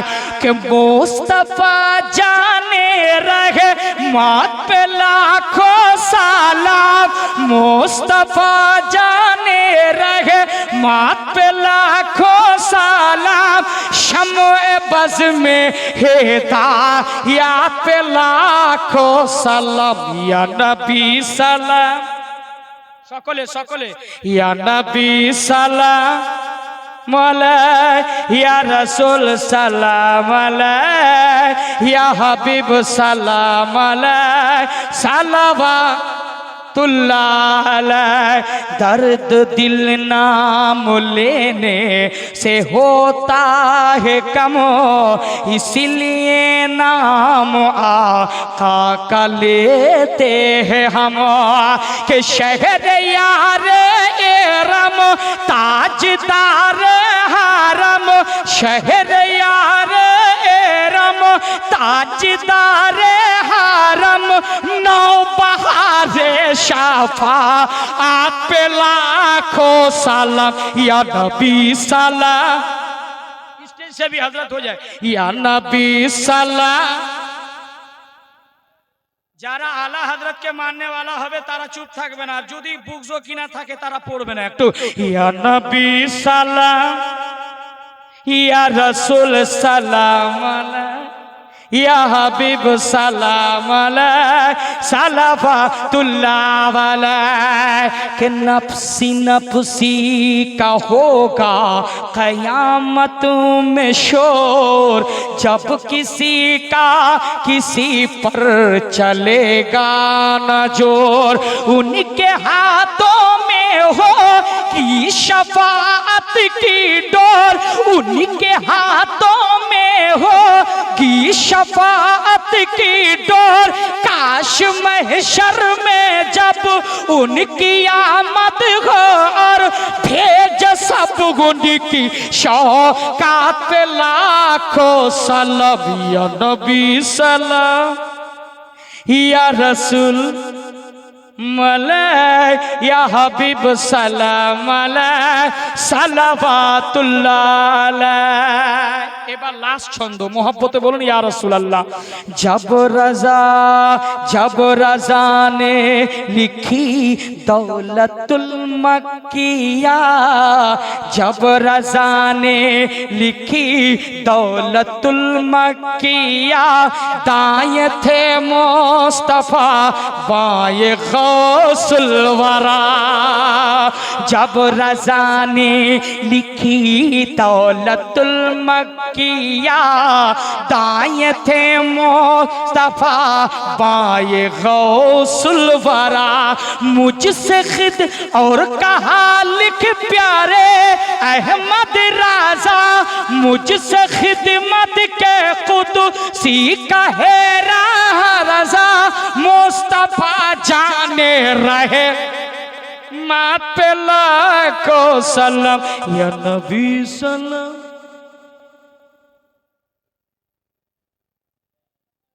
या रसूल सलाम, या रबीब सलाम, या रसूल मले, या रसूल सलाम अलैका। আমি আয়াতে কারিমা তেলাওয়াত করেছিলাম মিনহা খালাকনা ওয়া ফিহা নুঈদুকুম ওয়া মিনহা নুখরিজুকুম তারাতান উখরা। এই মাটি থেকে সৃষ্টি, এই মাটিতেই মিশাতে হবে, কাল কিয়ামতে আল্লাহ এই মাটি থেকে আমাদেরকে উঠাবে। জোরে বলুন সুবহানাল্লাহ। এই বলে আজকে আমার বক্তব্য ইতি ঘটাচ্ছি। অনেকে হয়তো কটূক্তি কথা, আপনারা দুঃখ পেয়েছেন নাকি বাবা? আচ্ছা দুঃখ পেয়েছেন একটু হাত উঠিয়ে বলেন তো কারা কারা পেয়েছেন? আরে বাপরে আর পাইনি। এবার চালাক হয়ে গেছে হাজীগঞ্জের মানুষ, দূরান্ত থেকে মায়েরা সবাই এসেছেন। আপনাদেরকে ধন্যবাদ, আপনাদেরকে ধন্যবাদ। এতক্ষণ সময় আপনারা বসে কোরআন হাদিসের আলোচনা শুনলেন। এবার আমার ভাই আসবেন, আলোচনা করবেন। এখান থেকে আমি আমার বক্তব্য ইতি ঘটালাম। আস্তাগফিরুল্লাহ রব্বি মিন কুল্লি। বিহার দিনে কলমা পড়েছে আর পড়েনি জি। বিয়ের দিন যেই করে হোক ইসলাম কচলা করে কচলে পড়ে দিয়েছে। সকলে আমরা তওবা করি আস্তাগফিরুল্লাহ রাব্বি মিন কুল্লি যামবি ওয়া আতুবু ইলাইহি। সকলে এক বাক্যে হক লা ইলাহা ইল্লাল্লাহ লা ইলাহা ইল্লাল্লাহ মুহাম্মাদুর রাসূলুল্লাহ সাল্লাল্লাহু আলাইহি ওয়াসাল্লাম। আসসালামু আলাইকুম, जिंदाबाद। फिर मिलेंगे।